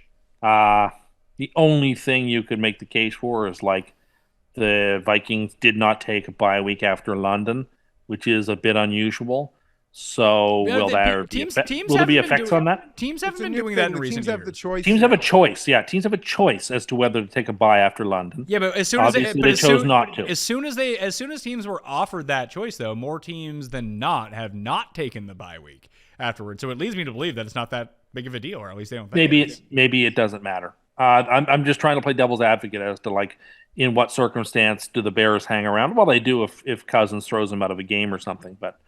That notwithstanding, I do like Minnesota here. Flying to London is it's not farther than Seattle had to go to Detroit last I agree. I mean, there's slightly more stress on you in terms of going through customs and dealing with some other stuff that you wouldn't usually have to deal with, and there may be media requirements of you in London that you might not have elsewhere. But yeah, I think it's probably like 80. That beautiful setup they have for the NFL over in Tottenham. Yes, there were people with Mark Sanchez jerseys on. Someone with a Mekhi Becton jersey for some reason was in the crowd. The Jets were well represented, I suppose, from last year's appearance. That there were Jets fans in London. I don't know. The Woody Johnson effect, Tim. Maybe that's what it is. That the ambassador to the court of St. James Jazz brought in an influx of Jets fans to London. Perhaps that's what. Either way, Minnesota should roll here. The one issue I would have is that the Bears' defense is like pretty mediocre overall, but Minnesota's defense also pretty mediocre, and they're especially bad against the run. That if you wanted to run Herbert or if Montgomery is back, I suppose, like 40 times, don't let Fields have Justin Fields run one of two plays. Throw it 60 yards downfield or run every time. Like, you know, the Vikings can always I can see us watching in the fourth quarter being like, the Bears are winning 17-3, and then they'll end up losing 20-17. But like, what is happening? I feel like we ask that about the Vikings every week. And Pat, shout out to you for that great early week call on that Jefferson prop. You laid out some great stats and information that showed how that was probably going to happen. And I just tailed you by saying, yeah, my gut says Jefferson's going to have a big game because he went 2 games without having a big game. So we were both right. There we are. Paul, is Geoff noticeably quieter now? Is that just me? Or the level of his microphone has definitely went down since earlier. It was pretty good earlier. Yeah, it was pretty good. You were getting going. This happened last week too, and you were very quiet. I just thought you were sad, but maybe it was a microphone issue. I was sad last week. No, it's back. It's back now. Like you got good sound again. Yeah, I got a little monotone there, I guess. I'm sorry. Still a little bit low, but apparently we're doing well. You just turn yourself up a little bit, we'll be good as we talk about Houston and just Jacksonville, Tim. Jacksonville, 7.5-point favorites at home coming off the loss to Philly. Trevi fumbled 4 times, turned it over 5 times. Oh, come on. There's too many points. Jacksonville does not get to lay 7.5 in anybody yet. Yeah, they played some good football. They haven't embarrassed themselves. But, like, they still lost to Washington. They still blew a big lead last week. Like, yeah, they're getting better. They're playing better. All credit to them. But like the Texans hung around with the Chargers. Texans hung around with the Broncos. Like both teams that are better probably than Jacksonville. Like, come on. This is way too many points in division. This is foolish. Give me Houston. This is a bit of an insult. I just don't. I mean, you watched more of the Texans, Geoff, last week than I think that Tim and I have combined so far this year in terms of a full game watching them go. It felt like they didn't score any points until the Chargers kind of pretended the game was over. And then as soon as the Chargers tried again, Houston couldn't do anything. And Jacksonville's defense is way better than the Chargers' defense right now. Yeah, I think Doug Peterson can design things that'll just have them moving the pocket sideways, setting up really easy throws for Lawrence in the same way they were able to really create easy throws for Herbert. There was a lull in the game where the Chargers stopped moving the ball for a bit. And the thing with the Houston comeback, which was so frustrating for me, is the Chargers are up so many points that the only way it could get scary is if they are able to score quick. Like, they can score. No one's above. We're not above being able to stop them, but make them go 5 minutes. Make them run 11 plays. Make them earn it. Houston hit a 75-yard touchdown run. They hit a huge long pass that put them right to the goal line. Like, I don't know. I don't trust their ability to recapture chunk plays. And outside of a couple chunk plays, they truly do effing nothing. So they're the worst. And I'm just going to lay points with another huge favorite, I guess. No, if you're going to go with the huge favorites, you might as well go with them all instead of trying to pick and choose and try to come out on the upside of 500. There's like 7 of them. Try to go 5-2 or something like that, or even 4-3 is not going to kill you. You pay the vig, you move on. I'll take Jacksonville as well. Tim, you're on an island with a lot of these games here. If you have a good week, you're in first place by like 9 games. Yeah, but what usually will happen is I'll be right about half of them, wrong about half of them, and I'll get no further ahead.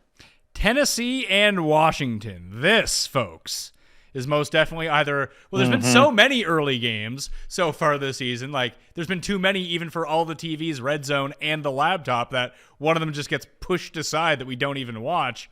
It's usually a Commendos game. They are 3-point dogs at home to the Titans. Everything in me wants to take them this week, and I have no justifiable reason to why. I mean, we just witnessed the Titans. What happened in the second half of that Colts and Titans game? It was my super lock last week. They got up like 20-0, and it was like, oh, here we go. Then all of a sudden, if you're not over 6'20" on the Colts, apparently you're not allowed to score touchdowns. You got Jelani White, Mo Alley Cox, and Derrick Henry. You have to just be huge dudes to score touchdowns. But like, I mean, that's the Colts. Never mind. That's what I was watching on that. Just huge dudes scoring touchdowns against Tennessee is what I'm trying to think of here. Anyway, I don't know. This game just confounds me. I don't want to bet on it, so I'll take Washington, I guess. No, I'm not looking for reasons to bet on Washington anymore. I'm not betting on them. It's already, I mean, pick now hold on. It's down to 2.5. So, like, the money is coming in on Tennessee, I guess. Picking a team against the spread for the purposes of this show and betting on a team are two vastly different things. I talked myself into Washington last week against Dallas, and that was dumb. You didn't put any money on it, so who cares?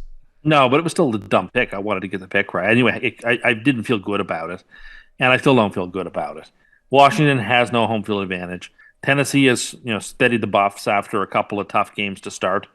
I still think Tennessee is the class of that division. I'm looking forward to their Jacksonville games. There should be some intrigue in those. They're just going to run just absolutely all the way through the Commanders, and I don't know. I just don't know what Washington's game plan is here. This could be a real tough scene. This could be another really tough game for Washington. I see no reason to be optimistic. For Washington, they could be in a Jaguar situation where you win week 1 and then maybe you don't win again. I don't know. It's starting to feel that way. This might actually be the worst team in the NFL. They might actually be worse than Indy. That's the thing. Like, Tennessee might be equally as awful as Washington. It's just Tennessee played Indy last week, so it made them seem like they're okay. Maybe. Then Tennessee's went from the last place team in DVOA a couple weeks ago to they moved up like 12, 13 spots from there. So they're starting to make some progress. Anyway, I like Tennessee. I like Tennessee a lot. DVOA counts for the Titans. Yes, No, DVOA. it's just something we can reflect on. DVOA is one of the things when DVOA, like we always say, when DVOA backs up what Tim says, loves it. If it's the opposite, contrary to what Tim says, it's just nonsense. But Geoff, who do you like? I can't believe we have the sort of just same angle. I hate this game. I don't have an opinion. I'm a sick SOB who's leaning the Commanders. Like, I don't know. I can't believe I was dumb enough to pick them last week, and I can't believe I'm dumb enough to pick them again. But part of me just thinks I'm staring at this goddamn roulette wheel with them, and they got to hit it. So, like you, Pat, there's a no bet. It's just a lean, and I don't even know why I have such a dumb lean. But Commanders. Last game of the early slate. A lot of games on the early slate here. Seattle at the Saints. The Saints are favored by 5.5 points at home. 46 is the over-under. I think this is going to be my super lock because I can't figure out why 5.5 is the line on this game. How is this not Saints by 3 max or probably 1.5 like it should be? So we were reading each other's minds, not as strongly as you, but I like Seattle in this spot. Are we walking into a Seattle trap here? Is that what's happening? No, I think this doesn't make any sense. The Saints are getting a lot of credit for ratcheting that game super close last week and coming within, a missed kick from overtime. So I guess that's the idea here. And Seattle is still, Seattle's still a team with a lot of problems. Seattle is a good team. They are a completely average they're not a team. good team. They're like the 16th best team in the NFL. The Saints aren't. Still think they're worse than that. What have the Saints done this year? Yeah, I mean, the Saints played Tampa close. Saints. They got Ponzi schemed by Carolina. Impressive loss there. That's never a good scene. They took Minnesota to the gun. Yeah, I'm with you. It's too many points. I thought it would be 3. Anyway, I'm with you. Also, something to look at in this game is through 4 weeks, Geoff, the Saints' worst special teams in football. Always not something real great when you're trying to cover 5.5 points. Yeah, I'm going to be the lone wolf on the other side. It does feel like a real trap here, Pat. So I am one of these guys that thinks that Vegas trying to sucker people. Seattle played a game. I mean, that game essentially became I don't want to say a primetime game, but a standalone game because it went the longest and people were watching it all over the country as they were waiting for the 4 p.m.s to start and everything else was finished. There's this positive vibe around Seattle right now. I don't want to get ahead of myself. Hold on. Why not plus 210 on the money line for Seattle? I'll tell you why. Well, maybe I am going to assume, having not researched this at all, that Seattle stayed somewhere on the East Coast or relatively in the Southeast this week. Because to go Seattle to Detroit, back to Seattle to New Orleans seems crazy, right? Well, I mean, New Orleans just went from New Orleans to London, back to New Orleans. Yeah, but that was the home game, and now they're back home. I mean, sorry, that was an England game, and now at least they are back home. Okay, here's my case. The Saints fought very admirably, probably should have won the game if not for some ridiculous turnovers and trying to give it to Minnesota the entire time. They were shorthanded down a consortium of important pieces. They now play Seattle, who gives up more points than anybody outside of Detroit, it feels. So, I don't know. Seattle, they might actually make the Saints look like they can move the football and score points. I would tend to agree with that, but there's no guarantee that any of these pieces for the Saints are going to be back. That includes Michael Thomas, Jameis, Jarvis Landry's banged up. We don't know if Kamara is going to be back. If there's there's 2 things you can bank on with Seattle. Their defense is horrible. Their offense is really good. Yeah, and I'm pro Seattle. I think I've picked them in a bunch of their great moments this year, but I shouldn't say I'm pro Seattle, but I did pick them in a couple spots. I don't know. I like the Saints. I think this game does feel like a trap, and I'm going to try to not be tricked. I think that's what I'm fearful of in this game, but I'm finding it hard to find my super lock, although I might be with you on Miami, weirdly enough, in that game, or Denver. Gotta make the short list. Anyway, we're at the halfway, well, we're well beyond the halfway point of the show. But it is after the afternoon slate of games before we get into the later slate of games, which means it's time for a mini version of Cust Corner. Cust Corner, it's Cust Corner. Cust Corner, it's Cust Corner. He's got the hottest takes with the highest stakes. He should be president of the United States, but it's Cust Corner, it's Cust Corner. Cust Corner, Okay, so I will try to make it a mini one because we sort of went on at length a couple of different times earlier. Something I saw last night again on TV and it reminded me of something I've always wanted to do. And I'm wondering, A, can I do this? And B, do you need to take a course to do this? I've always wanted to be a bingo caller. I think that would be a lot of fun. I would love to be the guy who stands up there and takes the ball out of the cage or the air that pops it up and like yells the call number out and it goes down and checks out the card, make sure that someone doesn't yell a bad bang. And like, I think that would be a lot of fun. I think it'd be a really but do you have to take a course, do you think, to be a bingo caller? Of course. How do you get into the bingo calling world? Like, not even just bingo, like Thursday afternoon, at a retirement facility. But I'm talking about like Better Call Saul style. I'm talking like the competitive bingo that like people play routinely. Like, do you have to is there something special you need to do to like get your speed up to a certain level, get your diction to a certain point before they'll let you like call the big games? I really think I'd be a good bingo caller. I'd take it seriously. I'm sure there's lots of tricks and tips and skills that you need to master in order to be a very good bingo caller at the highest level. I'm just wondering, do you think I could do it? And what do you think it takes to be a bingo caller? Well, you got to do your reps like at retirement homes in the afternoon to get a name for yourself as a bingo caller, or can you get to the big leagues right away? I think you can get to the big leagues right away. Yeah, I mean, I don't know what the big leagues of bingo. Is there a World Series of bingo? I don't know, but I'm sure in every city, like in this city, like there were like competitive bingo games with large amount of people who go who take it real serious. See, that's why I don't think that you could ever be a bingo caller. I think you would have no problems checking the cards, pulling out the balls, or reading off the balls, whatever it might be. You would not be able to deal with the intense low-life people that go to these bingo halls and how mad they would get if you didn't call I-17. I had I-17. Go fuck yourself. You've seen these people. See, I don't know what that reaction would be. I feel like there's a respect given to the bingo caller. No, not unless you're helping them win. You helping them lose, they'll be waiting for you outside. The bingo caller is the same guy that runs the goddamn snack bar. Like, what do you think this is? That is not true. I mean, your question could have been answered by, as we always say, a Google search. So here's one. How to maintain call speed consistency with bingo, Tim. In a live bingo game, it is most desirable that the bingo caller should be well experienced in calling the numbers properly and clearly, which should be easy for all players to listen. That's like the thesis statement. I figure if you can get that part down, you're good to go. That seems like a really good idea. Sure, I can give a call. Hold on. B7. Under the B7. B7.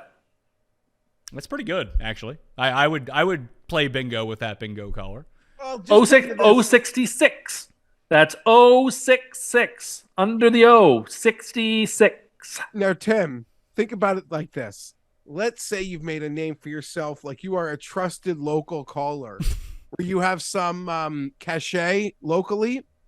You can then maybe have the wiggle room to do impersonation night.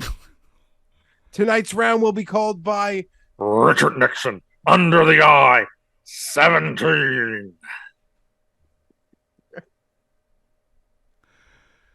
That's Wilford Brimley 17. Calls the next game. Oh, okay. Under the N, 44. Under the D for diabetes. I just feel like, listen, bingo is like whatever, but bingo to me seems like it's for like people who want to play slot machines and VLTs, but got denied credit somewhere along the way. I don't know if that's what it is. I think it may be just people who just feel more comfortable. See, it's not a social setting. From the couple of times I've been around like the high stakes bingo ones, like nobody's talking to anybody. Hold on. What is high stakes bingo? Like where people are paying like a decent amount of money to win. They have, what's that? How much do you pay to get in?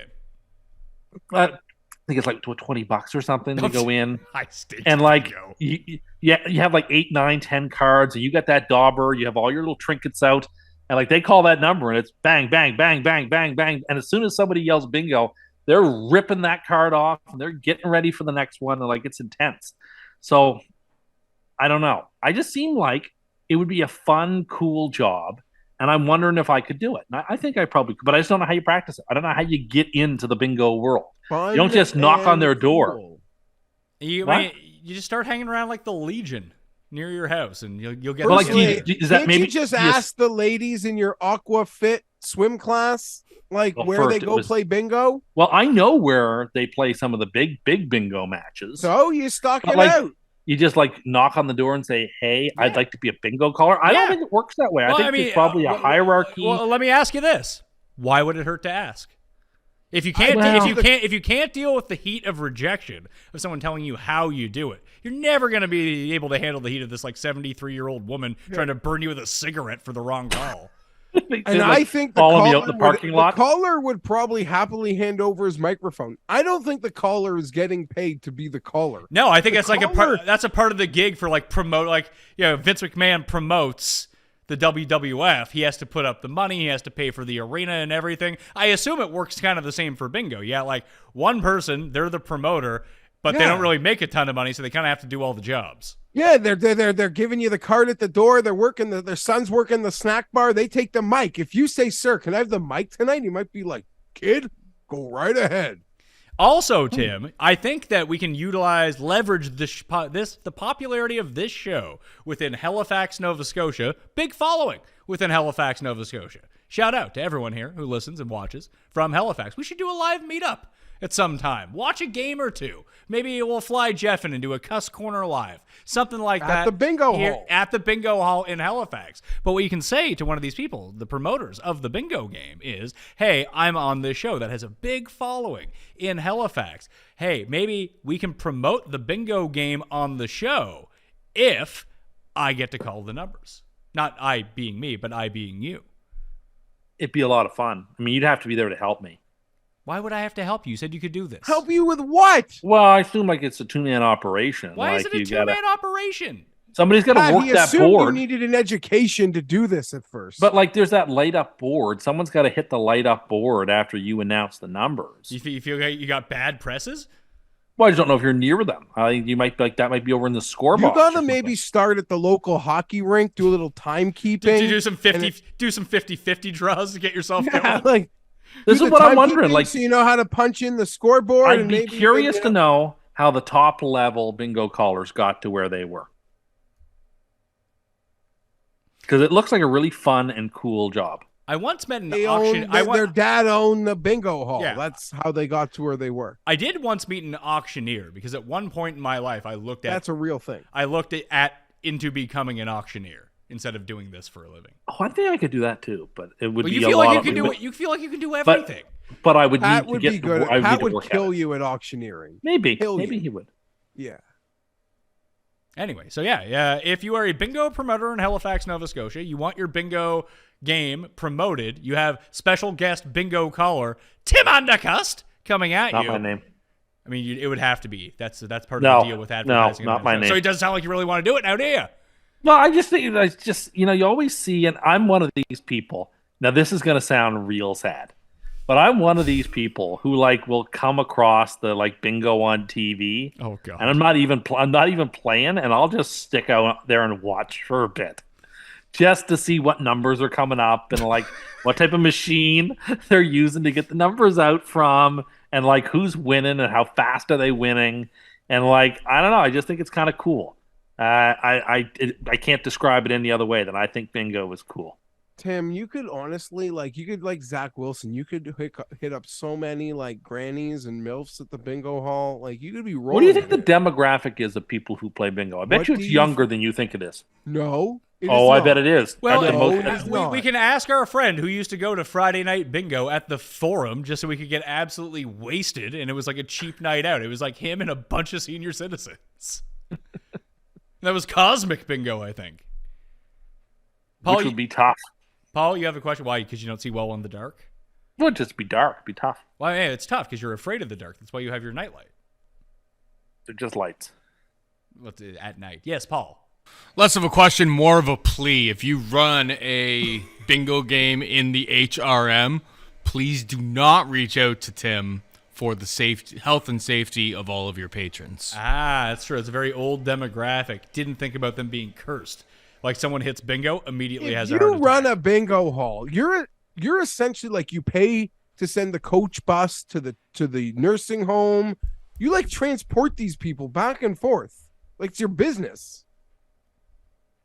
Yeah, I think so. I think that's how it works. I mean, I don't know. I don't have like a lot of ins into the bingo world, but that would be my assumption. But I do think And it's the same person driving that bus, calling working the numbers. door, working the snack bar, and pulling the numbers. Yeah, like it's like maybe like Vince He McMahon seems was probably pretty glamorous to me. I think calling bingo is pretty glamorous. All the eyes are on you. You've got to make all the calls. Like, you know, you've got to bingo is make. supposed to be about the winner, not the guy calling the numbers. That's real main character stuff, pal. Why aren't you a little league umpire? Oh yeah, no dexterity. It's glamorous. Everyone's looking at you, making the calls. Like instead of seniors, it's kids. Maybe that's why you shouldn't do it. I don't know. I never wanted to be an umpire or a referee, to be honest with you. But like, I don't know. Bingo seems like if I were retired, I could see me playing bingo. That'd be fun. I mean, you already watch it with no skin in the game on TV, apparently. I do watch bingo on TV, so just for the fun of it. Like I watched it last night for a bit. They had this really cool air compressed machine that was popping the balls out, and I was like, "Oh yeah!" And like they were playing the X game where you don't pull out any ends; you're just trying to make the X. I thought that was neat. They call that the X Games, do they? I guess like you're trying to make an X on the bingo card rather than any bingo in a different direction. Do you also love when they do the live drawing of the lottery numbers, despite the fact that you don't have any lottery tickets? You tune into that? Well, too? sometimes I get lottery tickets. Of course you do. All right. Oh, God. 49ers at Carolina. Oh, okay. I mean, I know we have enough TVs for all of these games. Do you think we need to... Carolina, I didn't even see the spread on this game before right now. They're only 6.5-point dogs here. This has to This has to be the trap game of the century, right? So the Niners are on my teaser. And like, who is going to stop that San Francisco front seven from just devouring Baker Mayfield? Oh, fun fact, because I was looking into this a little bit earlier. I think it was Connor Allen who actually put it out. Shout out Connor Allen that the Carolina offensive line has been excellent so far this year. It's just Baker continues to be bad. Like he's not getting pressured at all. The fourth lowest pressure rate in the NFL. This is going to be a lot. There's going to be a lot of pressure on him this week. Put it this way: this is a big stress test on that Carolina offensive line. Like Matt Rule could be gone after this week. Like things are in a real ugly state. Baker is looking terrible. I know it's a short week for San Francisco, but they're starting to hit their stride. They should have beaten Denver if it hadn't been for a weird, end of game circumstance and that 2-point conversion or that safety. That they crushed the Rams, just out physicaled them all over the football field. Niners are a really good team. They're in the NFC, which contains very few good teams. The Niners, along with probably Philadelphia and then maybe Tampa, are your classes. And I really, really, really like San Francisco's shortlist super lock here. I really like what the Niners are doing. Yeah, it's a short week, but they get to play the 5 o'clock game, not the 2 o'clock game, so a little bit more rest than maybe they would usually get. And Carolina's a dead man walking. So I really like San Francisco here. Carolina, the only team in football without 300 yards in a game this year on offense. Well, they don't run any plays. They're on pace to run the fewest amount of plays of any team on offense ever in the NFL. What do you do when every pass you throw gets batted down? It's a tough scene. Could they? I want to be able to pick the home dog. Me too. Here off the big primetime win. I'll do it. Carolina. +6. I'll wait for this to get to. If I actually think about betting this, I'll pick it for Carolina on this show. If I'm thinking about betting it, I may as well just wait 3 days when it's like +17 or something. I don't know who is betting on Carolina. Cam, probably. And I really hate how the league is like, this will be 2 weeks in a row with like 9 1 o'clocks and 3 4 o'clocks. in a London. Because there's a And great Dallas- American. yeah, well, there's Philly, Arizona. Jerry's going to Cronky's place that he helped them build. So that's, And Philly's playing Arizona. Like you have it's two like marquee it's like games. every week. You think Fox that Philly or and, hold CBS. on. You think that Philly and Arizona is a marquee game? It is behind Rams Cowboys, but it's still a huge game. No, Like, it people isn't. want to watch that No, game. they don't. Cardinals Eagles being undefeated. Eagles oh yeah, people everything the Eagles do now until they lose will be appointment television. No, I get it's like marquee in like your little football orbit, but it's not a marquee I think- national and game. With I think- you're dead wrong. Okay, well I think every Eagles game from here on out is must Do you watch. realize that game's going to be available in like 3 states? Okay, but one of those states will be Pennsylvania. Really? Well, like it's in a huge TV market. It's in the So of the 3 Philly states, and 2 Phoenix. of the states are the state of Arizona and the state of Pennsylvania. Yeah, it's that, gonna that, that Rams Cowboy game is going national through 98% of the country. I'm not sure that'll be 98%. I'm sure like almost all of New Jersey, No, Philadelphia, Arizona. no. Yes. No, sorry, you said Philly. I'm not saying no to Philly. No. Unless New Okay. Jersey doesn't have its own local affiliate and they have the Philadelphia station. I can see that. I don't know how the Fox affiliates work. But Jersey probably picks up New York City Fox as opposed to Philly Fox. Not so, well, it depends where you are in New Jersey. Yeah. Not Southern Jersey. Okay, you're right. There is a bit of a border thing there that you're right. But you're gonna see the network map this week, and you'll be like, Fienberg was right. You have to have the courage to just pick the home team getting the points off of the big win on Monday night. I don't have the courage because I don't trust anything that's happened in Carolina. Like, it is so bad. Tim is lucky he didn't get that coach. Sure am. Feeling good about it every day. I mean, you've already fired the coach and would have been on a new one, but you're still lucky you didn't do that. You hired Gase instead, I think. Philly and Arizona. Arizona's a 5-point dog to the undefeated Eagles. The Eagles play the Cowboys next week, Geoff. Is this a look ahead? Oh, it's 5. It was 5.5. It's down to 5. So it's on the board. It's 5.5. That's what it was when we started this show. It's already down to 5. I really feel like people think that Arizona is the sharp side here this week. Yeah, I'm gonna take Arizona, but I feel like part of that could just be for just the whole bit of like Tim's Eagles future thingy. I don't know. Credit to Philly. Jacksonville got those 2 touchdown lead and didn't matter. They stuck to their game plan. Miles Sanders is awesome. Hurts is awesome. Give me Arizona at home. Shit, they suck. But yeah, 5 points. That stadium's also going to be 80% Philly fans, which has me worried. But close game. This is going to be a fun one. This is going to be the game people are watching instead of the other one as 4 o'clocks are ending. Yeah, but they're not going to be doing that because Philly's going to win this game by like 30 points. This line should be way bigger. At least in my mind. I think Philly's just. I get why it's not, though. I get why it's not, and I get the urge to bet on Arizona in this spot. And listen, Kyler plays great. They can most definitely win this game. I just think that at every level right now, Philadelphia is just. Do we forget that Arizona kind of sucks? Like a lot? Is that a thing that we forgot about? I haven't. I like Philadelphia here. Okay, so me and you are on Philly. The Coin and Geoff, both on Arizona. The national game here. Dallas at the Rams. It was 4.5. Is it still 4.5 as we speak right now? Yeah, it is still 4.5. I'm going to take the 4.5 and go with the Los Angeles Rams. This is going to be, I have a feeling, the most lopsided money pick, public, whatever it is. People are going to love the Cowboys in this game. And all I've been able to glean from the Rams so far this season, especially if you do consider the Niners a very good team, which you do, right, Tim? I certainly do. Is that the Rams are going to be the team that beats up on crappy teams and gets shellacked by good teams. I could see that. This might be my super lock, Pat. I love the Rams in this game. Oh, okay. I love the Rams here to I I don't know off the embarrassing Monday night loss, but I'll be honest, this isn't like a sharp, methodical capping situation for me. I'm going to embarrass myself maybe to tell you how the simplicity of this breakdown.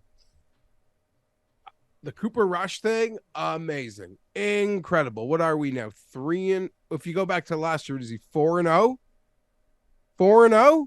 Yeah, I'm just fading it now. I'm fading it until it loses. I love Cooper Rush. I think he's fun.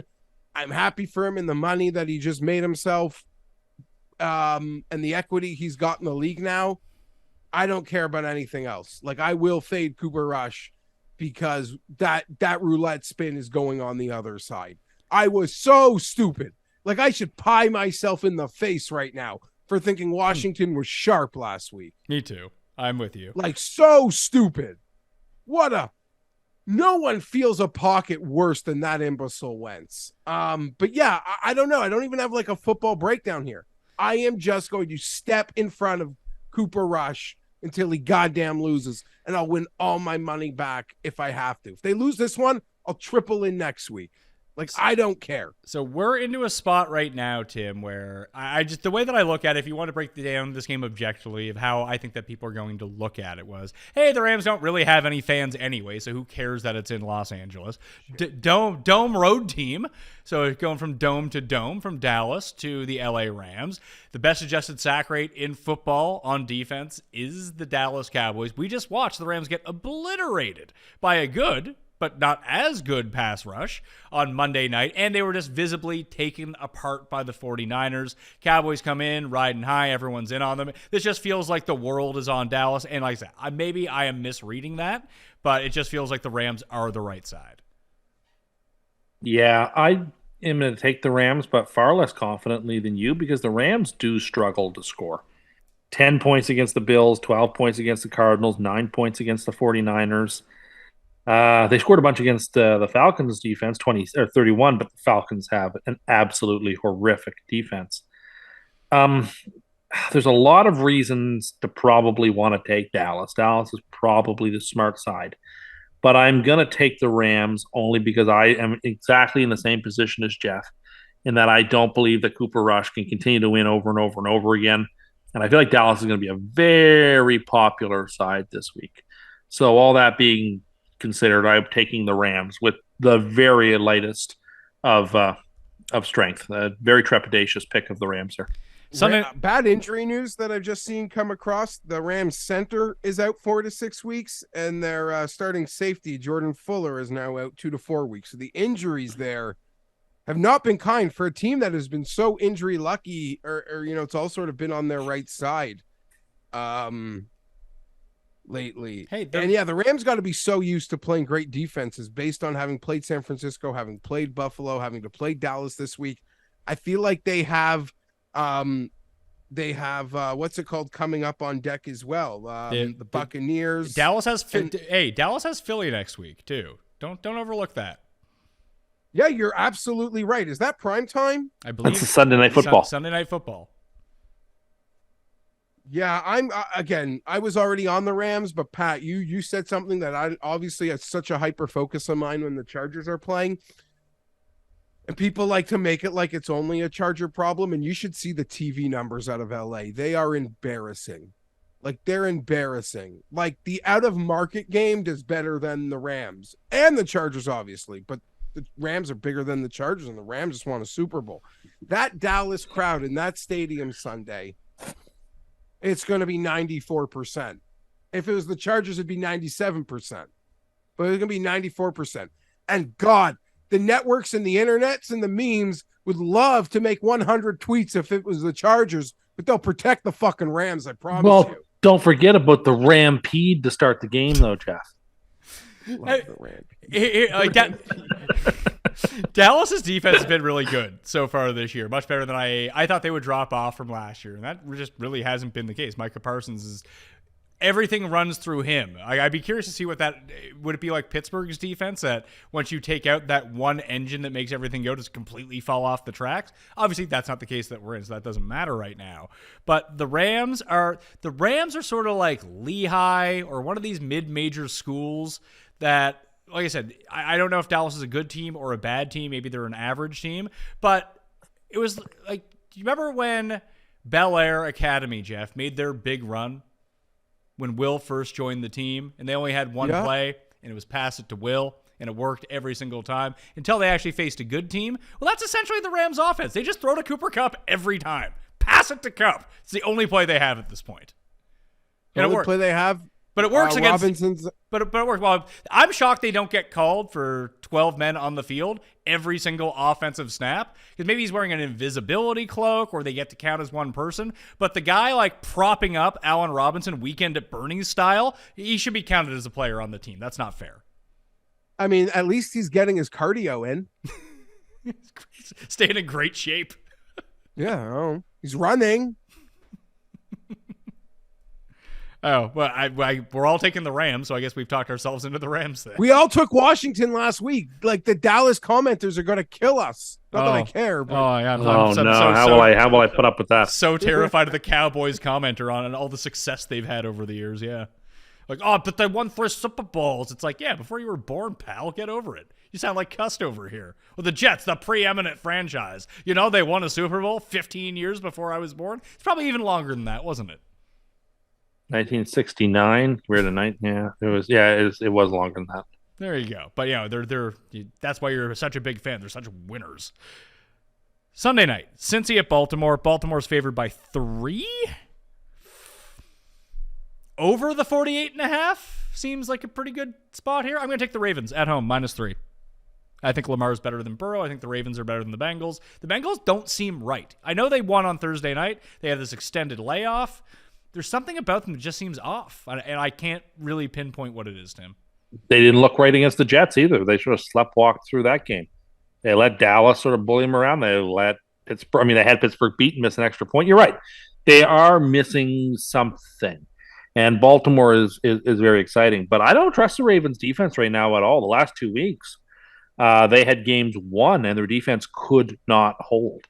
That is not the Baltimore Ravens that I know or respect. That Ravens team should be able to get a nice lead and should be able to hold it. That's concerning. I like the Bengals here. It should be a very close game, and in that circumstance, I will take the points. Baltimore, Geoff, Tim's right. I mean, it's no secret that their defense is kind of terrible, but it's not like god awful. It's like right around average. They're the 17th defense. They're first in offense, first on special teams. It's funny because people are kind of killing them because they didn't take that field goal at the end of the game against the Bills, but that's the move, is to go for the touchdown. Because even Harbaugh admitted, like, this is why he is such a good coach. He's like, our defense isn't going to hold. Like, we need to score the touchdown, or else the Bills are going to score a touchdown, and we're going to lose anyway. I know that's not having faith in your team, but that's being an actual pragmatic coach and knowing what you need to try to win a game. He doesn't care if he loses by 4 or 7. That doesn't make a difference to him. He just wants to try to win the game. And I feel like on the margins is how Baltimore has remained so good over the past decade or so. And I just don't see it with Zach Taylor. I mean, he wants to run on first down and second down every single time. That plays directly into what Baltimore wants to see. I don't know if you guys remember. I don't. But in one of our final, maybe the regular season win show, I gave a super lock for the season. It was this game. Last year, Burrow threw for 500 yards, I think 2 times against these guys. And they put up 2 40-plus burgers. Yeah, Baltimore. Baltimore's going to whip them. I'm so scared about that Baltimore defense, though. They're getting worked by everybody. It's a legitimate concern. But Baltimore is going to get them back. If I didn't like Miami so much, this might end up being my super lock, because I said it like 2 months ago, so I feel like maybe I got a hold to it. But Baltimore's been licking their lips for this one. I am worried, though, because since he's got this perfect situation, guys, where it now seems like teams are putting mass quantity of bodies on Jamar Chase and then letting their best cover player do Higgins one-on-one, and they're getting Higgins. Like, they're hitting Higgins against the top guys. And they'll probably do that again this week. I don't even know who's healthy and good on Baltimore at the moment, but give me Baltimore. Could be a super lock. Monday night, Raiders at Chiefs. Chiefs are favored by, it was 7. Is it still 7? It's still 7, but it's looking like it's going to 7.5 pretty soon. People are out on the Raiders. People are in on the Chiefs. A week after they rebound following their loss to the Colts, the Raiders finally pick up a win against Denver. I actually thought they looked pretty good in that game. 51 is the total. I have no real lean here, Geoff, to be perfectly honest with you. I don't like betting the Monday night game anyway. By and large, I just feel like I'm spent from the week. I've already moved on to the next week. It wasn't something that really sticks out. It's going to get my money for like, what is it, Jody Watson first touchdown or Foster Moreau first touchdown. Like, that's the extent that I want to play this game. But I'll take the Chiefs because the Chiefs always feel like they kick the shit out of the Raiders. Yeah, they do, Pat. And just to look at last year, there was a 48-9 game and a 41-14.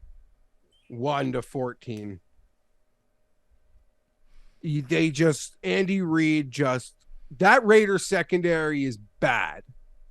It is undermanned and it is shit. And for some reason, there's not enough teams in football that can take advantage of it. The Chiefs just bend them over.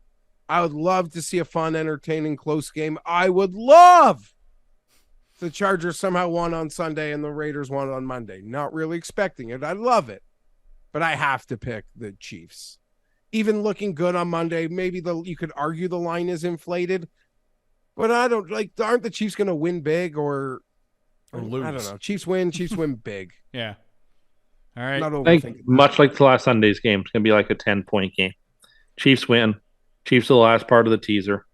Yeah, I think a similar type of score. I think it was 41-31 last Monday night, or Sunday night. Yeah, I see a similar-ish score in Arrowhead this week.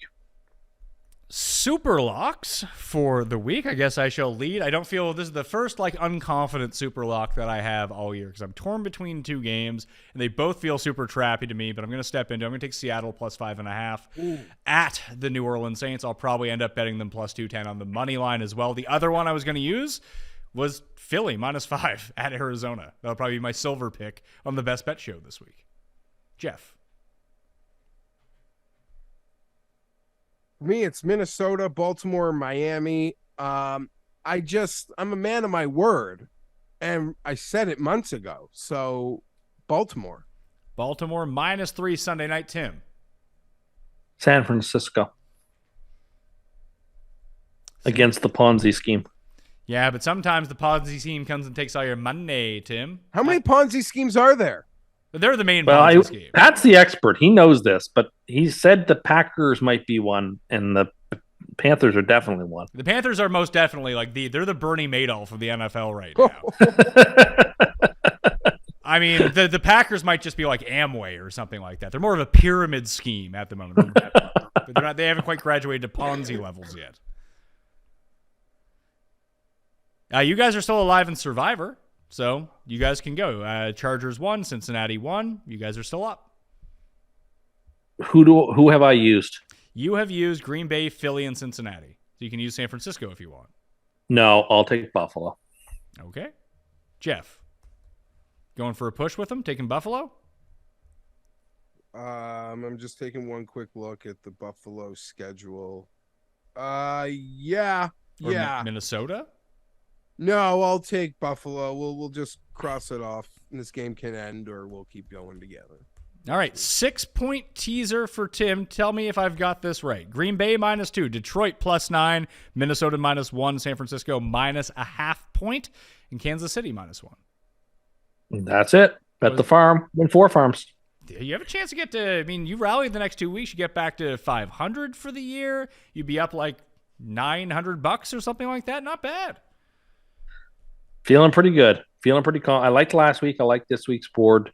This is a good teaser board. All these favorites. There's lots of teasers out there, people. You could probably make a bunch of different teasers in a bunch of different ways and be good. So have fun this week. I think it's going to be a good week. Geoff, who do you think blows it for Tim on this? Because I have 2 options here. It's either Green Bay wins by 1 or San Francisco outright loses to Carolina in the stupidest possible way. I can see the San Francisco Panthers game being eerily similar to the Chiefs-Colts game from 2 weeks ago. I would agree. That would be my lean. Home underdog off the team with that great Monday night win. Not expecting it, but that would be the pick for me. Yeah, it just feels like, oh yeah, San Francisco, if like you did, I think it's Kevin Cole at PFF, does the like expected points totals. Like last week, the Steelers should like, per expected points, the Steelers should have won like 37-17 or something like that. Yet they outright lost the game. Most of them are usually right around the number. But it's like even 2 weeks ago, I think the Chiefs' expected score was like 35-16 or something like that against the Colts. I could see that being the case when you look at the expected score. It's like San Francisco 50, Carolina 13, but yet Carolina wins like 14-10. Something just completely ludicrous on Jeff Wilson fumble to the house 6, muff punt return. Like this game has that written all over it. But Tim, it's your super lock, so I don't root against you if I don't have money against you. I appreciate that, Patrick. That will do it on the Pat Mayo Experience. I'd like to thank the coin, never got its proper introduction. Paul behind Geoff, and I don't know if he's still here or not because he might already be on his way to go get some McDonald's Monopoly stickers. It is Tim Andergust. Tim Andergust. That's not my name, but boy, oh boy, I don't know how we get through the whole evening. Treat This yourself. morning- Treat This yourself, morning and this Tim. afternoon were torturous. It put me in a miserable mood. The very idea of getting some made me happy. Just the thought of It goes to November 7th. You're not holding out for a month and a couple days. So just give up now and get it over with. Tweet hashtag, because you have to shout out to Adam Kaufman with all the hashtags, at Tim Anderson 87, hashtag give up. And then we'll see what happens. And maybe like a gif of the Hamburglar. Or Grimace. You love Grimace. The Jets won. You went 10-5-1. You hit a bet. Like, this is no way to reward yourself by torturing yourself. Nobody's giving you credit for not going to McDonald's. It's true. You notice that? Nobody. Yeah, I don't know how we get through I don't know how within the hour I haven't done this. Remember to sub to the newsletter, play in the Listeners League at runthesims.com/Mayo to get 10% off. Smash like, time code the show. Thank you all for watching. We really appreciate it. Tune into the hammer.bet for more Pat, Cust, and Geoff on the Future Show. Back to the Futures, where Tim and Geoff have a season-long competition of future bets against each other, which we're about to record right now. So I'll see you next time. Pat Mayo Experience! Experience!